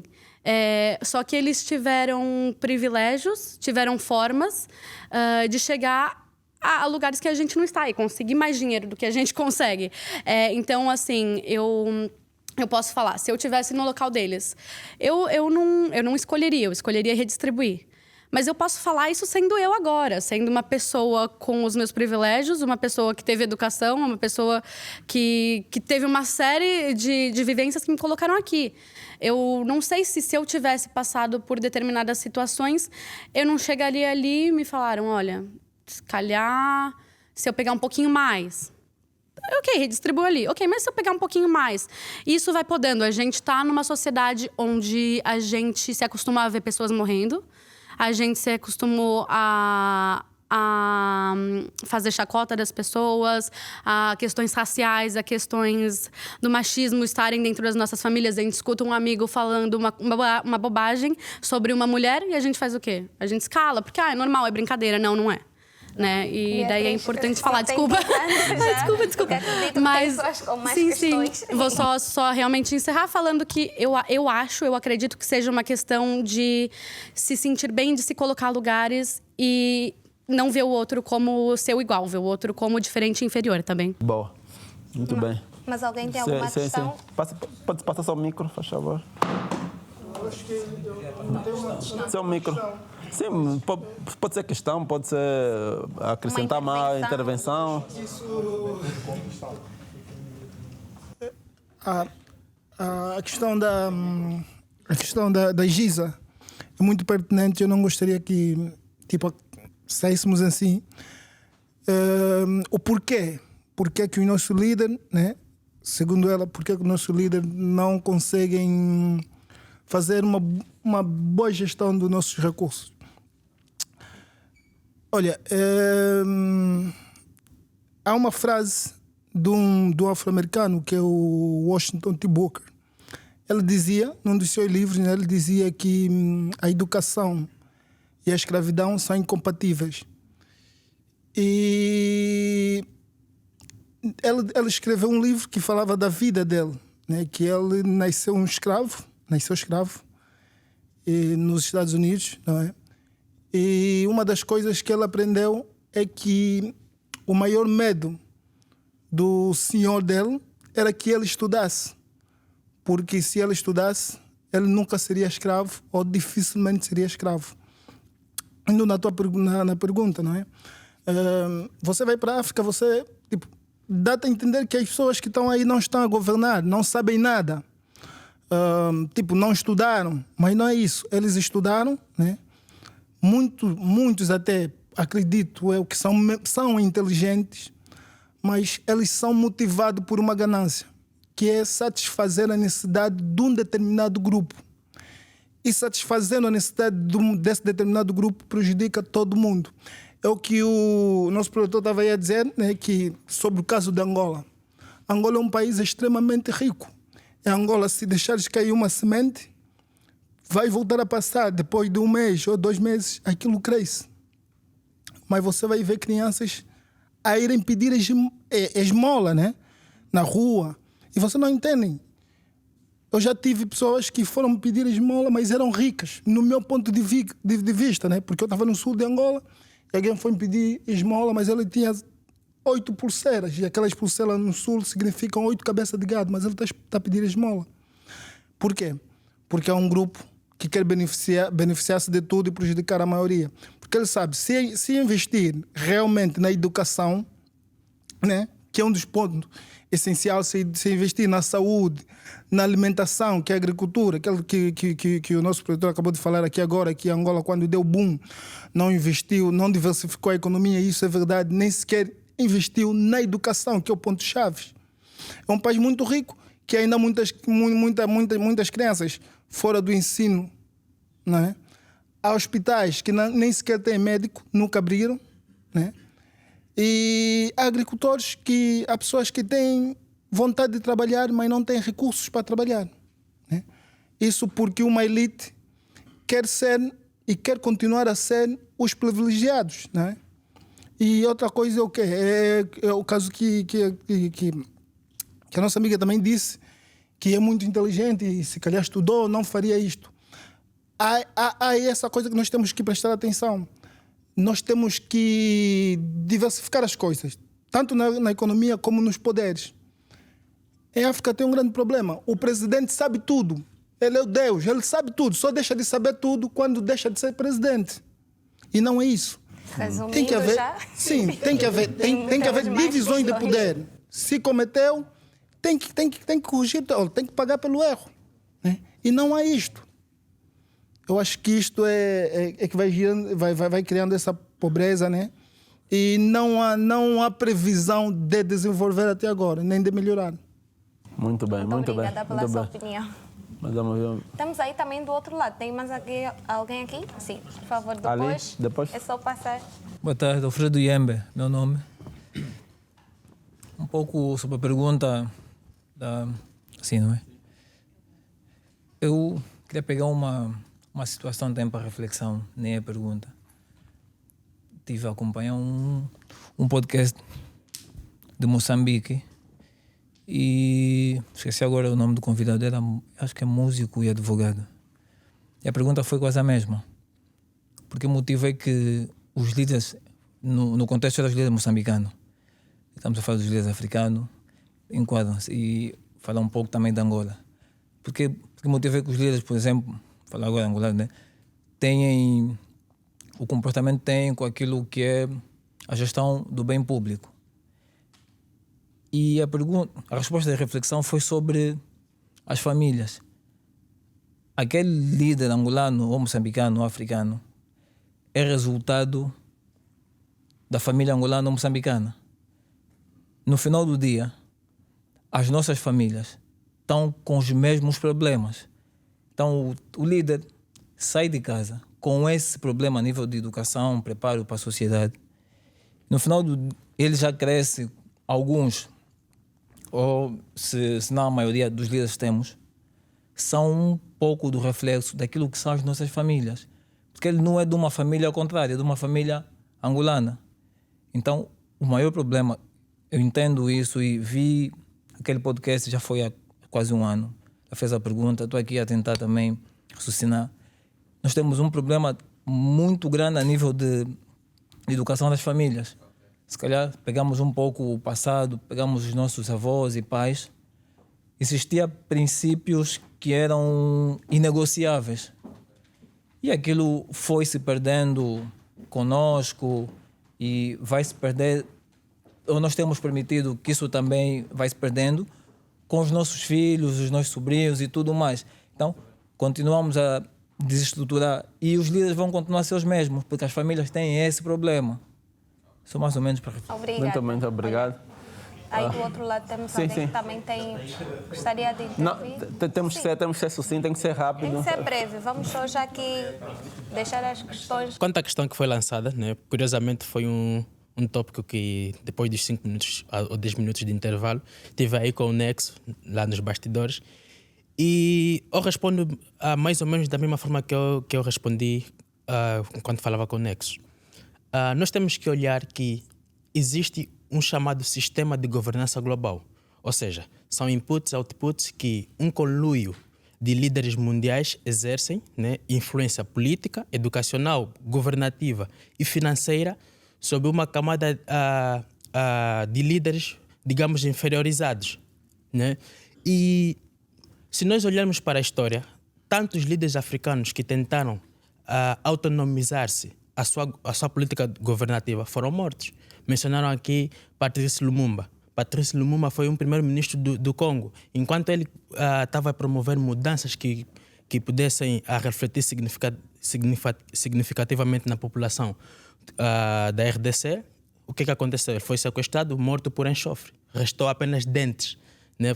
Provavelmente serei criticado por isso que eu estaria a dizer. E não só para falar que isso seria uma análise anacrônica, porque isso aconteceu na década de 50, 60.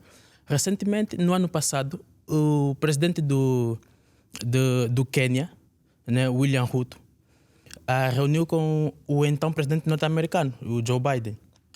Após essa visita de 3 a 4 dias, se a memória não me falha, o que aconteceu? A implementação de mais taxas e aumento dos impostos. O que aconteceu no Quênia? Uma série de mortes. E essas mortes foram a reivindicar, ou esses conflitos foram por conta a negar aquela política governativa que foi implementada. Então nós temos que olhar que não somos nós quem decidimos. Decidem e nós estamos aí, né, nós falando nós, está falando os nossos líderes, eles estão aí apenas a transmitir a sua política governativa que já foram receber instruções. Porque vejamos, anualmente temos Cimeira Rússia-África. Temos Cimeira Estados Unidos-África, Cimeira China-África. Por que não Cimeira Angola-Estados Unidos, ou Angola-Moçambique, China, ou particularizando alguns países africanos e não um continente no seu todo? Então temos que olhar por esse lado. Obrigado. Muito bem, muito bem, muito bem. Mais uma contribuição.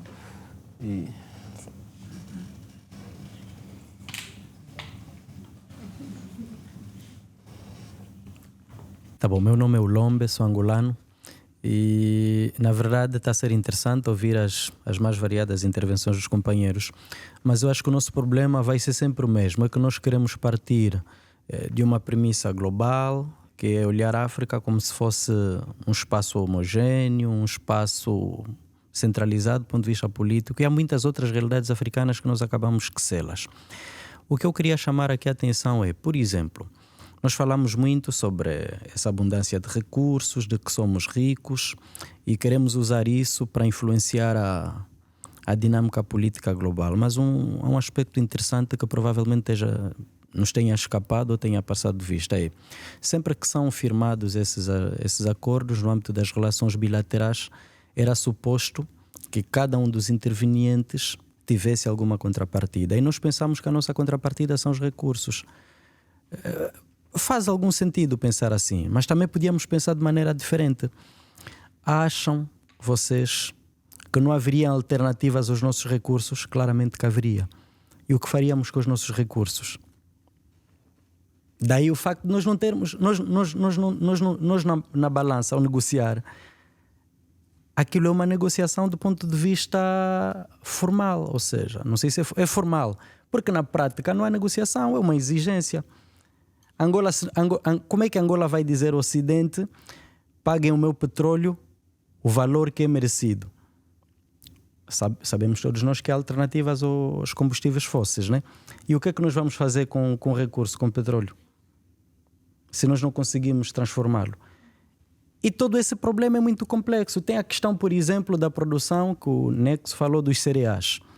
Resumindo só aqui, sim, por favor. Para resumir, o que eu queria chamar a atenção aos companheiros, na senda de tudo isso que está a ser dito, há um conceito que foi desenvolvido por um teórico congolês, que é o Achille Mbembe, que fala aos africanos, são suscetíveis a produzirem uma coisa chamada necropolítica, que é o conceito que ele usa, e que esse conceito faz muito bem a quem é ocidental. O Ocidente, quando olha para aquilo, diz: uau, estão mesmo a pensar como nós queremos pensar.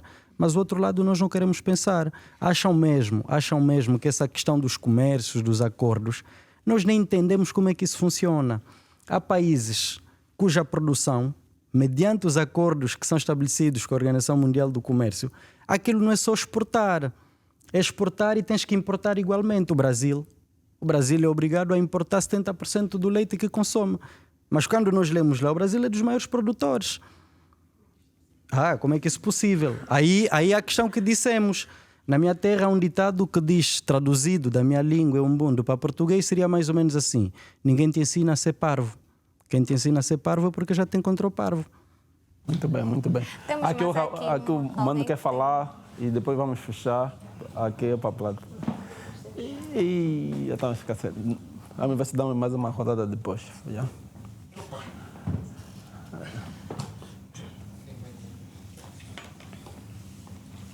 Muito obrigado. Primeiro, dar os parabéns porque está a ser um programa fantástico. Estou a aprender muito e gosto sempre de ressalvar como é bom virmos de proveniências tão diversas e nos comunicarmos com tanta facilidade, e acho que por vezes não valorizamos esse instrumento que é a lusofonia, no fundo, e conseguirmos conectar-nos desta forma.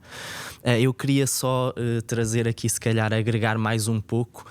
Achei todas as intervenções muito interessantes, mas começando logo na primeira, que falava sobre a força dos partidos e a partidocracia, como foi referido, e a criação das tais elites. E eu acho que houve aqui alguns conceitos que foram transversais a várias comunicações, porque não é só em alguns países que isso acontece. Se nós virmos amanhã a eleição em Portugal, se olharmos para os líderes dos dois principais partidos, o percurso deles, 95% foi ligado ao partido. E, portanto, é um desafio que não é apenas deste ou daquele Estado, eu acho que é mais geral. E como é que nós podemos combater esse desafio, na minha opinião? É através da cidadania, ou seja, a partidocracia combate-se com a cidadania, e que foi também outro conceito de alguma forma foi tratado, que é a força do movimento cidadão, das associações, das ONGs. É isso que permite também controlar mais os poderes, como se dizia há pouco, que estão muito concentrados, e que a cidadania pode trazer mais para uma distribuição democrática.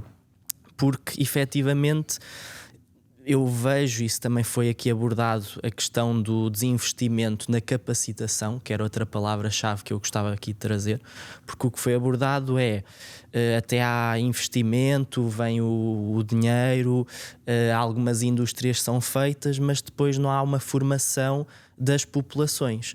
Em alguns estados, eu tenho um carinho muito especial com a África lusófona, trabalhei já na área jurídica. Em alguns estados há aquelas leis do conteúdo local, como talvez alguns de vós já conheçam, que é no fundo procurar trazer essa capacitação para as nossas populações. E eu acho que é muito isso que falta.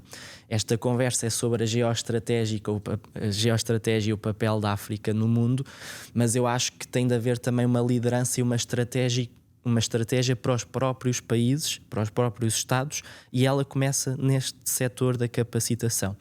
E essa capacitação vai formar depois as classes médias e médias altas, que sim, elas deixam o poder receoso. E achei até bem interessante quando se falou do anticapitalismo, porque esse poder não quer o ensinamento, não quer que a pessoa saiba tanto e saiba que a sua vida pode ser diferente. E o efeito mágico, vou dizer assim, de uma classe média alta forte, é que ela tem um efeito gravitacional, quer de cima para o centro, quer de baixo para o centro. Portanto, se nós apostarmos numa capacitação, como se falou também da questão agrícola, o setor do petróleo... Pode sintetizar? Vou sintetizar. O setor... vou tentar, não falo tanto como o Nexus, mas também falo bastante. O setor do petróleo, ele dá atributos a pouca população. porque são poucos cargos, poucas posições. O setor da agricultura, por exemplo, podia dar atributos a uma percentagem muito maior da população e talvez por isso também não haja esse investimento. Mais investimento na população, mais capacitação, mais força nas classes média e média alta, mais democracia, mais cidadania. Portanto, era essa a mensagem que eu gostava aqui de deixar. Muito bem, bom. Muito obrigada pelas intervenções. Vamos ter mais uma oportunidade para intervirem, né, Ivan? Mas se for rápido... Se for assim algo bem rápido. Sumido. Agora, se for num texto... então... Bem, nós vamos então aqui passar para um outro tema.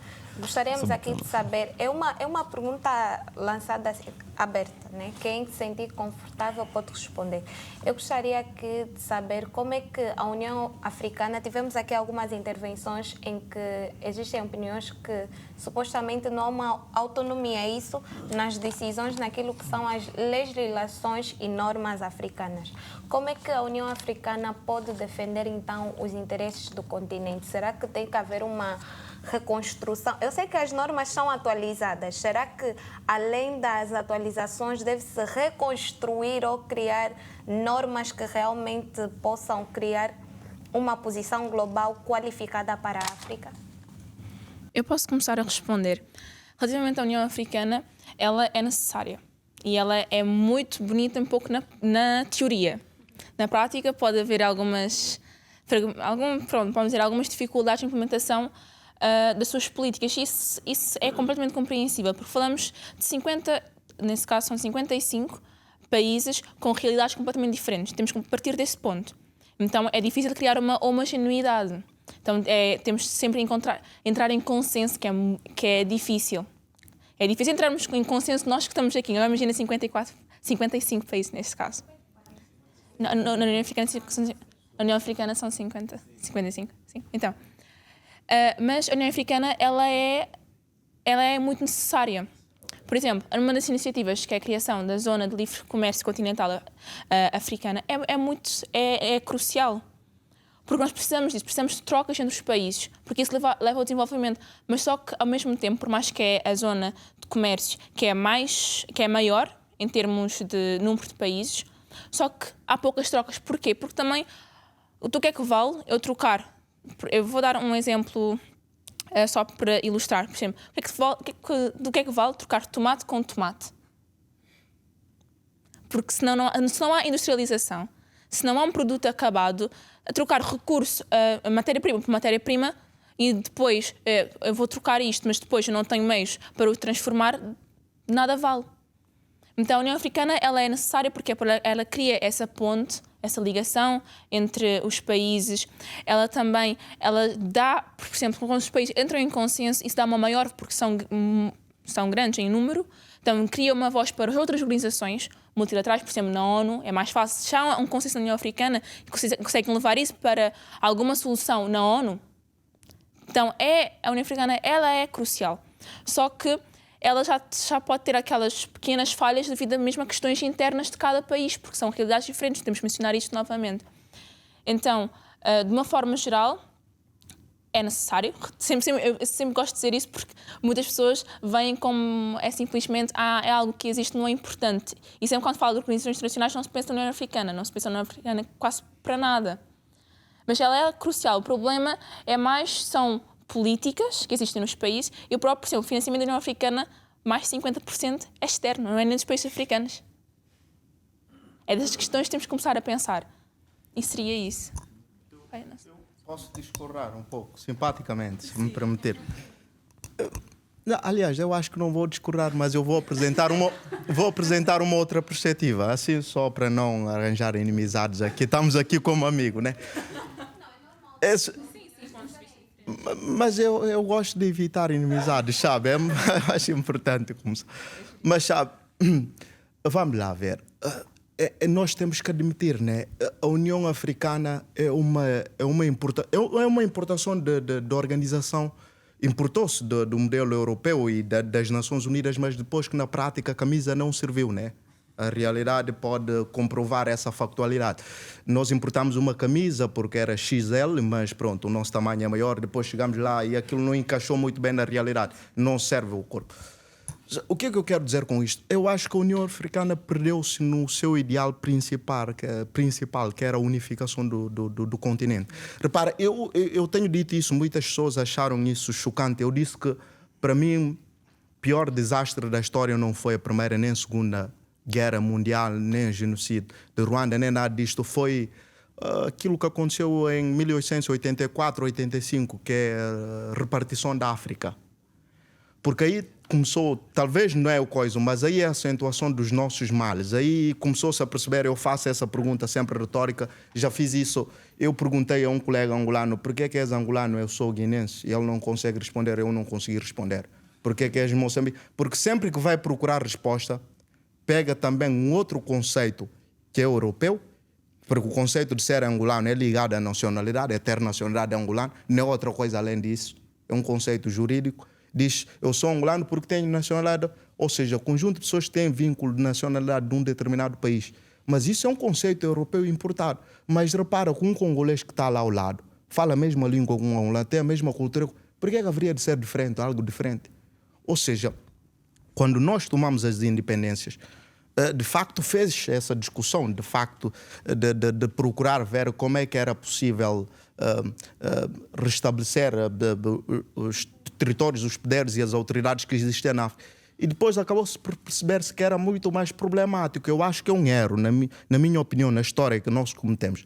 A dificuldade de uma coisa não deveria ser obstáculo ao prosseguimento dessa coisa. Repara, eu comecei aqui, estava a conversar com o meu colega aqui, todos os continentes têm bloco e por alguma razão, aliás, a União Europeia espelhou-se nos Estados Unidos também por uma razão. Primeiro porque percebe que é uma forma de blindar-se contra qualquer eventual inimigo externo.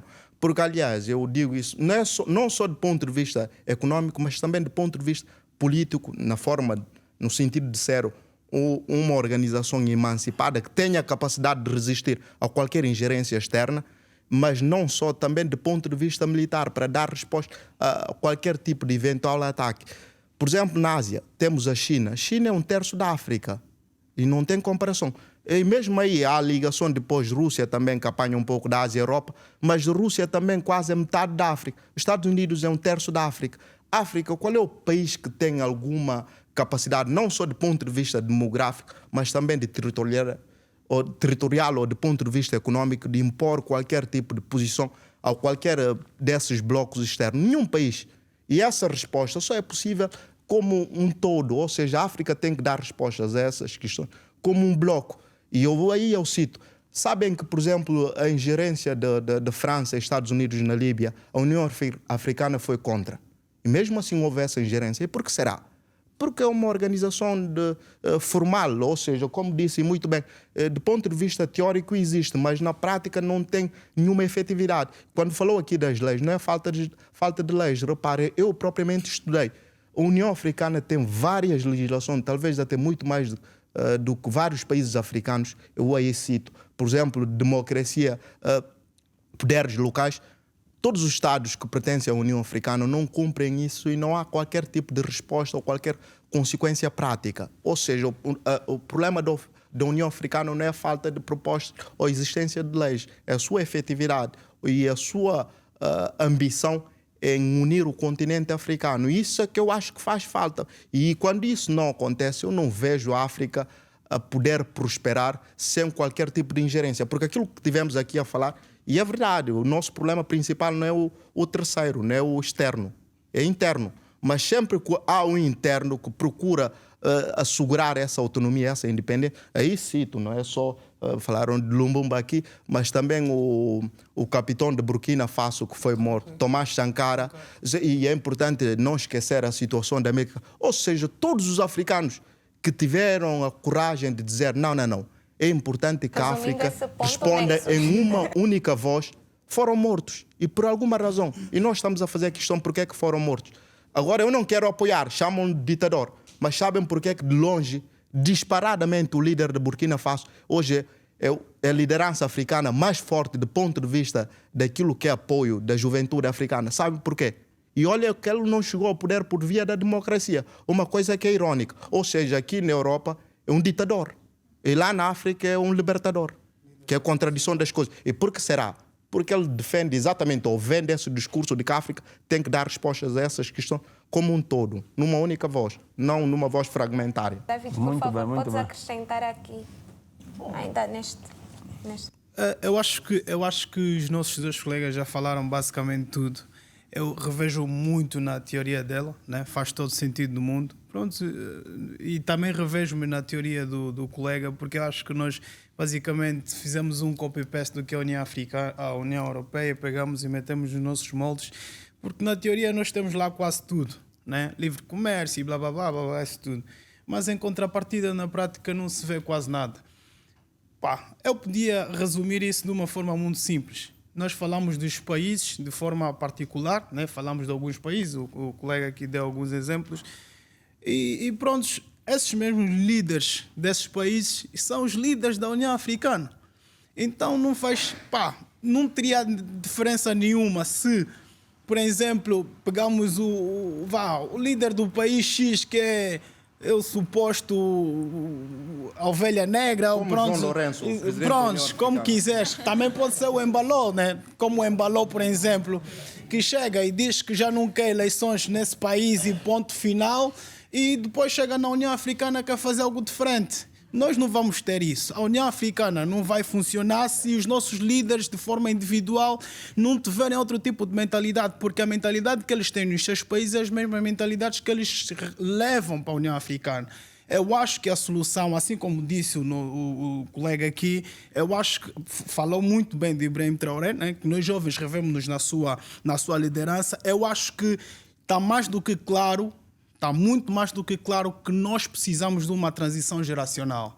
Porque os mais velhos têm aquela mentalidade colonial e acham-se, por serem independentistas, têm que ser os detentores do poder como um troféu daquilo que eles fizeram alguns anos atrás. Então olham para o poder como sua propriedade, né? Eles precisam olhar para as coisas com os olhos de ver e perceber que a mentalidade deles já está extremamente ultrapassada e que precisam fazer transição geracional. Dão poder aos jovens Ibrahim Traorés, porque nós temos muitos Ibrahim Traorés que precisam simplesmente de apoio, né?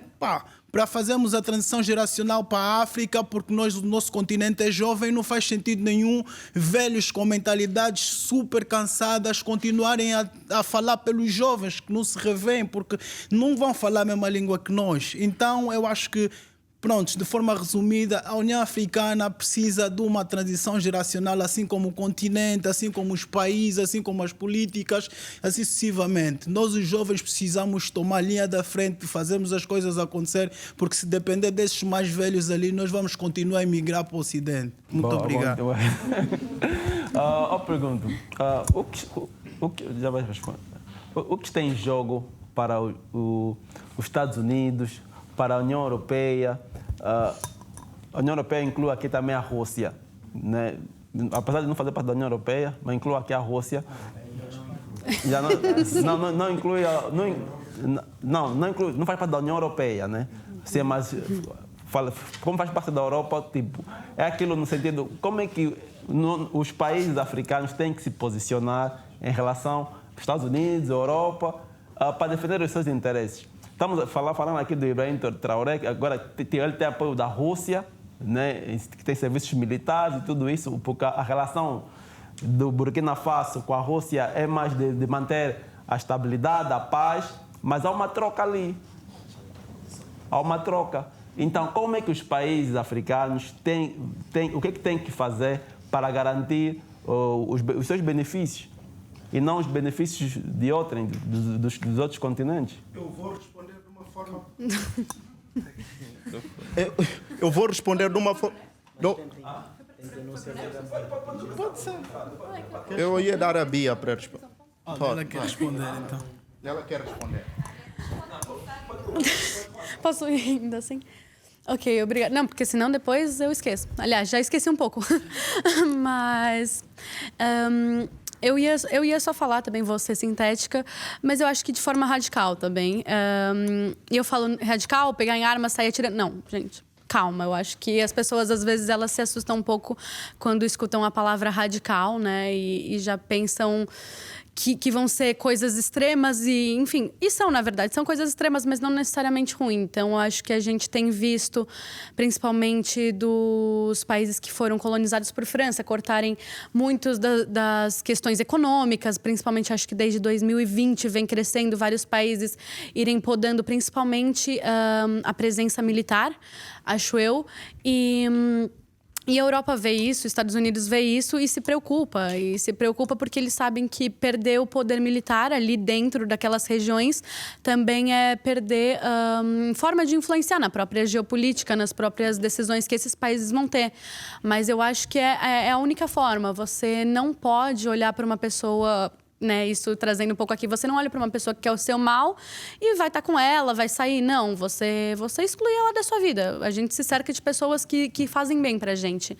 Eu acho que alguns países do continente africano, ou de forma completa, talvez, tenha que fazer isso de forma mais radical. Realmente ver que talvez seja o momento de cortar relações que parecem te trazer algo e não te trazem. Claro que a gente parece, às vezes, falando isso que é muito utópico, mas tiveram países que fizeram.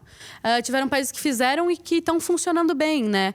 Se a gente para pensar na maneira histórica, na maneira que trouxeram também a questão econômica, de como que as economias, né? Como a economia da Europa, sei lá, Inglaterra, Estados Unidos, como elas se consolidaram? Elas se consolidaram prestando atenção em si mesmos, né? Falando assim, ok, então o resto que se vire, a gente vai focar aqui, a gente vai trazer as indústrias principais para cá. E eu acho que a África tem que fazer um pouco isso de maneira geral, realmente cortar relações. Eu acho que... não só, a gente estava falando da questão da União Africana, então, voltando nisso, né? Concordo muito com o que o colega fala, que talvez esteja na hora de trazer a juventude mais para frente. E eu acho que essa também é um ponto, com certeza, fulcral. Então, a União Africana é necessária. É necessária, mas talvez pudesse haver outra união, outras formas de união. Uma união, talvez, de jovens, com outro nome, com outras visões. Eu acho que muito do problema do nosso momento histórico, de maneira global aqui, são as polarizações no sentido de... ok, aquele é de direita, aquele é de esquerda. Ok, de esquerda é comunista, de direita ele apoia, enfim, movimentos extremistas, né? Então, acho que a gente tem uma polarização muito grande e eu vejo muito ao redor, assim, a gente está chegando agora às eleições aqui e eu convivo com pessoas que vão votar completamente diferente do que eu. E eu olho e eu não gosto. Eu não gosto. Eu falo assim, você tá louco? E a pessoa, você que tá louca. Por que você tá louco? Por que isso? E por que isso? E daí a pessoa começa a comunicar comigo, a gente começa a comunicar e talvez a gente não chegue em um ponto totalmente comum, mas geralmente a gente chega em algumas certezas e eu acho que isso que é importante. E eu acho que é assim que a África, de modo geral, vai conseguir se impor face às grandes potências europeias, enfim, estadunidenses. Ok. O Nexus gostaria de responder essa pergunta e já vamos estar muito rápido. Eu, mais uma vez, é a minha crença absoluta hoje em dia que a resposta a qualquer ingerência externa tem que ser em bloco. Ou seja, é possível só se todos os países africanos colocarem numa voz. Mas isso não basta. É preciso haver clareza e pragmatismo. Repara, eu faço isso e coloco isto como exemplo, mais uma vez, desculpam-me os angolanos. Então, se os Estados Unidos agora decidirem alterar o governo angolano, quem é que pode fazer alguma coisa no continente africano? É preciso um pouco de realismo, não podemos fazer nada. Primeiro, porque não há nenhum país africano que seja potência econômica, potência política e militar. Repara, não há nenhum país africano. E eu digo, mesma coisa, não é para fazer juízo do valor sobre a guerra, mas o caso da Rússia serve de exemplo para muitas coisas. Aquilo que vai acontecer eventualmente entre China e Taiwan também servirá de exemplo para nós. Aquilo que aconteceu na Líbia foi um exemplo muito mais claro do que isso. Ou seja, não interessa se nós africanos discordamos da ingerência, se não temos capacidade de... Deixa eu colocar do ponto de vista pessoal. Então eu tenho uma arma, chego lá para assaltar o senhor. O senhor, não tendo uma arma, resistiria ao assalto? Não. Agora, tendo uma arma, tem condição de dizer não vou entregar o meu bem. Ponto final, parágrafo. O que eu quero dizer, a África tem que procurar ganhar a sua autonomia, mas é autonomia bélica. E quando digo bélica, mas é começar a ter perspectivas de longo prazo de pensar, porque é o único continente até hoje que não tem bomba atômica, que é engraçado. E não tendo bomba atômica não é uma ameaça militar. E bomba atômica, repara, a sua função principal no mundo, desde após a Segunda Guerra, é de dissuasão. E quem é que consegue dissuadir quem na África? Quem? Politicamente, quem é que consegue dissuadir quem? E é preciso nós começarmos a pensar nisso. Eu acho que a resposta, agora não dá para fazer isso de forma bruta, porque isso já não há essa possibilidade, até por causa da nossa fragmentação, mas eu acho que podemos procurar ver um pouco daquilo que a Europa fez. A Amílcar Cabral já dizia, aprender com aquilo que o outro fez de bem. Isso de não querer importar também é errado. Tem que se importar o bem que o outro fez. A China está a ter a pujança que está a ter porque aproveitou muito do que os outros fizeram. Nós temos que aproveitar. A União Europeia fez de forma gradual, de pequenos passos. A nossa União pode-se fazer de pequenos passos. Pode ser primeiro uma união financeira, depois econômica, depois lá está, talvez militar, mas nós temos que ter essa perspectiva de longo prazo. E talvez daqui a 50 anos teremos capacidade de resistir a qualquer ingerência externa. Agora, sendo realista, nesse preciso momento, não temos, nem no médio prazo teremos. Ok, muito bem, muito bem. Já estamos no final do nosso evento. Gostei, mas se for rápido, é rapidinho? Não, seria rápido. Okay. Era só, principalmente, porque eu estava à espera de se mencionasse a Rússia, que estávamos todos a falar a União Europeia, China, Estados Unidos, mas a Rússia também, ela também é uma das potências que está ganhando muito espaço atualmente no continente africano. E muito desse espaço também ocupado pela Rússia e também pela China, não podemos esquecer, é porque esses espaços foram deixados, principalmente pelos Estados Unidos. Agora com Trump e também há alguns anos atrás também com ele. Porque esses espaços vazios que foram deixados são ocupados só que pela Rússia é de uma forma mais indireta. A Rússia também ela vai agindo mais em contextos de conflitos. Isso consegue-se ver e de forma indireta através do grupo Wagner. Ninguém pode negar isto. Então, o que é que acontece também que foi já trazido é que essencialmente acho que isso ficaria mais para uma mensagem final de tudo o que foi dito, já deixando de parte essa parte da Rússia, é que no continente africano o que falta em cada país também para chegarmos nessa unidade que a União Africana também quer é, como o Nexus já falou, de forma gradual, mas isso tem que ser a iniciativa de cada país. Abrirem-se um para os outros, abrimos para o mundo, damos vistos, basicamente todos os ocidentes, todas as pessoas que têm nacionalidade de um país ocidental podem entrar no nosso continente, podem investir, podem criar um negócio, podem comprar casa, fazer tudo. Os nossos próprios irmãos não podem fazer isso. Por exemplo, eu sou cabo-verdiana, para viajar para algum outro país, vários países africanos, eu tenho que fazer escala onde? Na Europa. Qual que é a lógica? Se está mais perto. Porque não se faz conexões. E também, muito desse facto também é porque nós desvalorizamos uns aos outros. Isso é um facto que nós temos que começar a ver. Valorizamos muito o que vem do Ocidente e desvalorizamos o que temos internamente. Então, essas questões têm que começar a ser levantadas, temos que começar a olhar uns para os outros enquanto irmãos.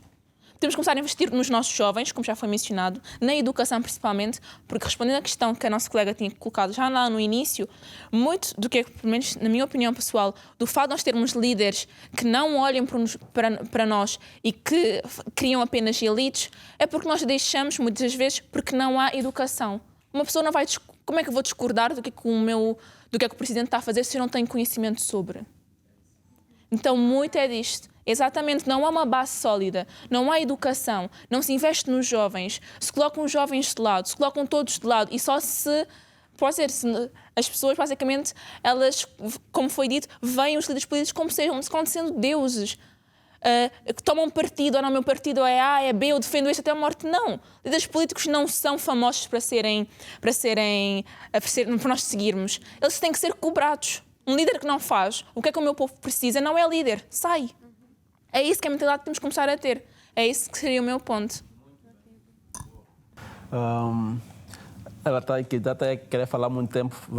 Vamos passar para a plateia só para ela, porque e depois podem preparar já o vosso 1 minuto. Já tem um microfone aí. Tenho. Podem já preparar o vosso 1 minuto, tá? Não. Gostava que eles respondessem uma questão. Ok. No 1 minuto. Ok. E qual era a questão? por exemplo, essa questão da agenda interna de África, né? Porque nós falamos muitas coisas e nos esquecemos. Olhem, por exemplo, como é que foi quando a Inglaterra decidiu acabar com a escravatura. A Inglaterra já tinha muita escassez de mão de obra. E hoje temos um outro problema. E qual era a pergunta, mano? A pergunta é da agenda, imagina. Sim, ok. O que nós sabíamos até então era os Objetivos de Desenvolvimento do Milênio, né? Ok. Quando terminou essa fase, nenhum país africano tinha se aproximado da metade. Qual é a agenda seguinte? Objetivo de Desenvolvimento Sustentável. Não sei se vocês percebem. Quer dizer, aos mesmos países que quando eram 12 princípios, 10 do desenvolvimento do milênio, não chegaram a meio, agora adotam uma agenda que é de longe superior à anterior. Ok. Então incluem no vosso 1 minuto essa resposta, pode ser? Mas antes vamos ouvir aqui. Vamos ouvir aqui Ok, antes de mais, quero primeiro agradecer aqui aos nossos oradores pela sua retórica, que tem sido uma excelentíssima intervenção da vossa parte. Aqui hoje estamos sentados para debater sobre os recursos africanos na geopolítica mundial e falou-se bastante sobre o futuro. O futuro, como podemos utilizar os recursos africanos para o futuro, como é que os recursos africanos impactam a geopolítica mundial no futuro, e o hoje, e o ontem. Eu acho que é importante também termos a noção de que os recursos africanos, hoje em dia, assumem um papel indispensável naquilo que são o posicionamento daqueles que hoje em dia se chamam as grandes potências globais. E eu falo-vos aqui de um caso muito mais concreto, que é a França. Hoje a França está no top dos 10 maiores potências mundiais de todo o mundo. Mundiais, aí está. E a França, que é um país na Europa com poucos recursos minerais, não tem recurso nenhum no território. E, no entanto, a França ocupa uma posição desses. Coloca-se praticamente no 7º lugar. Isso acontece por quê? Porque a França extrai todos os recursos, tudo aquilo que ele precisa para se colocar nessa posição dos países africanos, nomeadamente os países africanos da francofónia. Isso já só por si mostra o quão importante são os recursos africanos, o quão é que os nossos líderes e nós, enquanto africanos, devemos começar a pensar em começar a utilizar esses recursos para mobilizar as nossas estratégias geopolíticas. Porque a França não estaria na posição que está sem o ouro que adquiria da Burkina Faso, sem o urânio do Níger, sem a língua francesa em si, que se espalhou pela África. Isso não aconteceria. Exatamente. E sem o controle que ele tem sobre os francos CFAs, o controle monetário que ele tem sobre esses 14 países africanos. Isso acho que é uma coisa que nós devíamos salientar e consciencializar-nos disso. Isso também é uma coisa que nós, enquanto juventude politicamente consciente, juventude que procura, no futuro breve, assumir cargos políticos, devemos começar a consciencializar-nos nisso e a pensar como é que nós podemos utilizar esses fatores para alavancar os nossos países e colocá-los em posições semelhantes àquilo que a França tem. Ok, muito bem, muito bem. Boa intervenção. 1 minuto para cada. Quem quer começar? Será tão Sim. logo? 1 minuto. Será? O que é isso? Eu não sei se devo agradecer, são 60 segundos, né? É, exatamente, né? Eu vou ser um pouco mal educado, vamos lá ver. Respondendo à sua questão, eu acho que a nível interno a África tem que ter só uma única agenda. Se vai ser a agenda de século, de milênio, mas é uma única agenda que para mim faz sentido e servirá, que é a agenda de transformação. E essa transformação não é só dos recursos, também do homem. Principalmente, aliás, até porque tudo que existe é importante, muitas das vezes esqueçamos disso. Recursos é para, no fim ao cabo, servir o interesse do homem. O homem tem que ser centro de tudo. Isso vale tudo o resto. Ou seja, é transformação. A África tem que passar inevitavelmente pela transformação. Aqui no Ocidente chamaram de industrialização, mas nós temos que fazer esse processo. E isso tem que ser uma agenda interna. Nós não podemos estar a exportar. Isso vale, repara, quando inicialmente começámos a conversa, falaram de recursos. Eu peguei recursos e dei amplitude. Não falei de recursos naturais. Falei de recursos incluindo o ser humano. Mas essa transformação também pressupõe transformação não só das matérias-primas, mas principalmente transformação do homem africano. A sua mentalidade. Talvez não estaremos aqui, ou nossos filhos não estarão aqui daqui a 50 anos para estar a ter essa discussão, que não deveria ser necessária, em função dos anos das independências que já temos. E a fechar com o segundo ponto que eu disse, sinteticamente, resumindo aqueles 3 pontos. Repara, essa discussão, querendo ou não, vai acontecer. Depende de como é que os africanos quererão posicionar-se. A questão global já se tornou uma agenda global. Não interessa se a África poluiu ou não poluiu. Isso não faz muito sentido. O que interessa é o que é que a África, como é que a África vai se posicionar e como é que vai discutir para tirar vantagem. Porque, de facto, é a vítima, como dissemos aí nos bastidores, nunca foi poluidor. E se nós queremos fazer uma transição para energias renováveis, a África deverá e tem de ser compensada por isso, porque não fez esse estrago que nós estamos a discutir agora. A questão demográfica é muito importante, vão ver os números da China, porque podem dizer, não, mas exportar africanos para o Ocidente e para Estados Unidos para quê?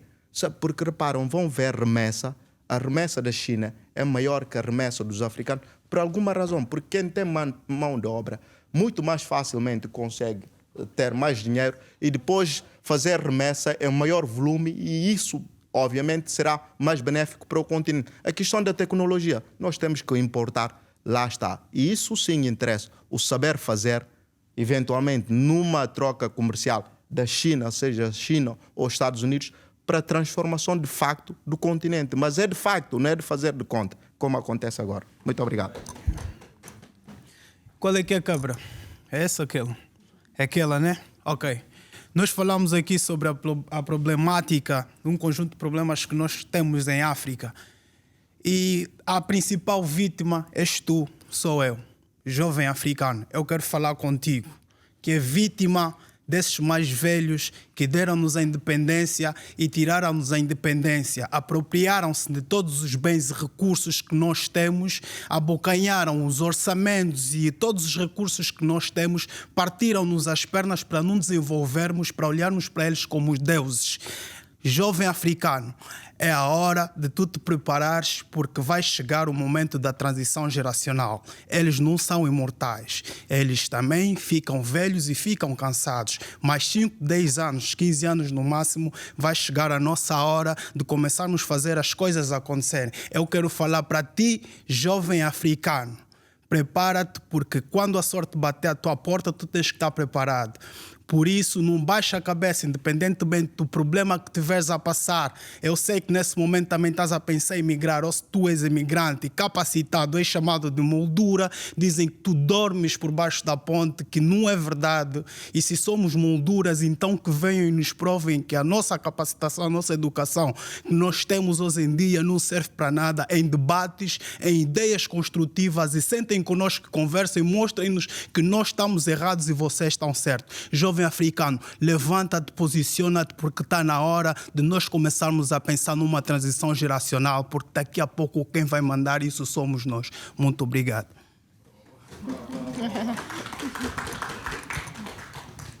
Ok, últimas palavras. O que eu gostaria de dizer é que toda essa conversa que nós tivemos, a conclusão que nós chegamos é o quê? Nós temos de olhar para nós. Deixar de seguir o modelo do desenvolvimento que impõe, deixar de seguir o modelo económico que impõe. Temos de ver os modelos que adaptam-se a nós, temos que olhar para nós e desenvolver o quê? O nosso. Olhar para as nossas pessoas. Temos de ter líderes que apoiem as nossas pessoas, políticas que apoiem a nós. Enquanto que o meu vizinho do lado não tem condições, eu também não poderei estar feliz porque eu tenho um pouco mais. Nós temos recursos. O que já estamos a ver agora é que riqueza já não se traduz em recursos, mas sim em influência. Então já temos recursos, vamos juntar isso à influência.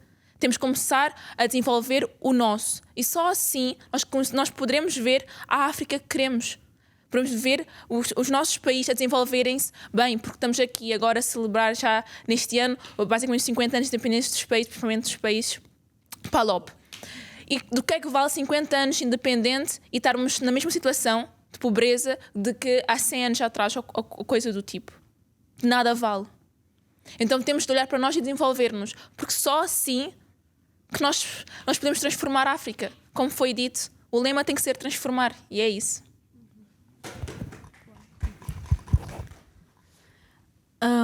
Vou começar dizendo que eu falei como é importante discordar e Nexus, eu discordo completamente de você quando você fala sobre a capacitação das armas, tá bem?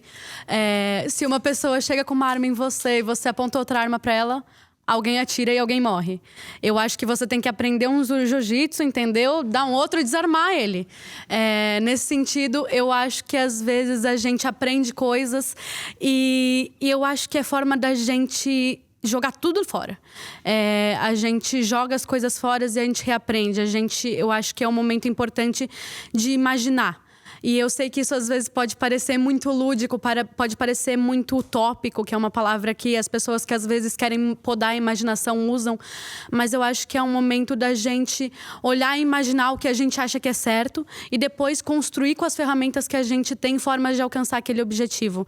Acho que é fundamental os jovens se unirem cada vez mais, os jovens africanos se unirem entre si, se unirem também com os de fora, que talvez tenham algum poder que seja maior, e utiliza disso. Claro que a gente fala de, muitas vezes aqui a gente citou das pessoas que vêm e querem impor, mas tem pessoas com a mão estendida, tem pessoas no Brasil, nos Estados Unidos, em Europa, que tem a mão estendida, e eu acho que é hora da gente puxar essas mãos, utilizar o que elas estão nos dando, e em conjunto realmente é a chave, a unidade, tá todo mundo junto, mesmo que a gente discorde em algumas questões, tá junto, imaginar novos mundos e tornar esses mundos reais.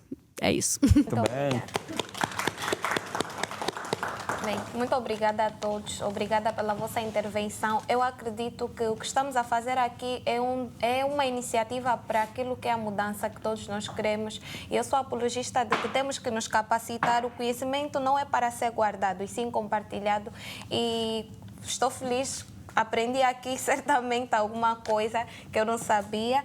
E acredito que muita gente também aqui pode, se calhar, mudar a sua maneira de pensar ou de ver aquilo que são o posicionamento da União Africana em si, né? E eu acredito que, enquanto jovens, a mudança é possível. Existem pessoas que dizem que a posição em que nos encontramos, tendo em conta as crises, não vou aqui contextualizar muito porque não estou numa posição de convidada, mas eu sou uma pessoa muito esperançosa e acredito nisso, e fico muito feliz em ver jovens como eu, com esta mentalidade de alavancarmos e alterarmos o quadro daquilo que é o quadro do nosso continente africano.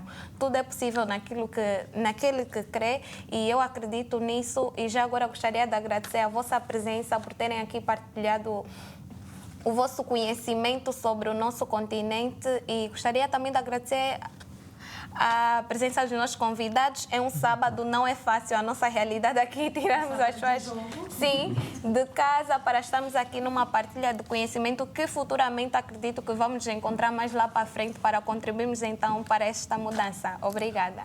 Já disseste tudo, Foi uma partilha de conhecimento incrível mesmo. Aprendeu-se muito aqui. Então vamos ficar por aqui. É um episódio de ver e rever. Subscreva-se no nosso canal do YouTube, ative o sininho para estar a par de todas as novidades que publicarmos na nossa página, nas redes sociais. É importante. E é isso, pessoal. Fiquem bem e estamos juntos.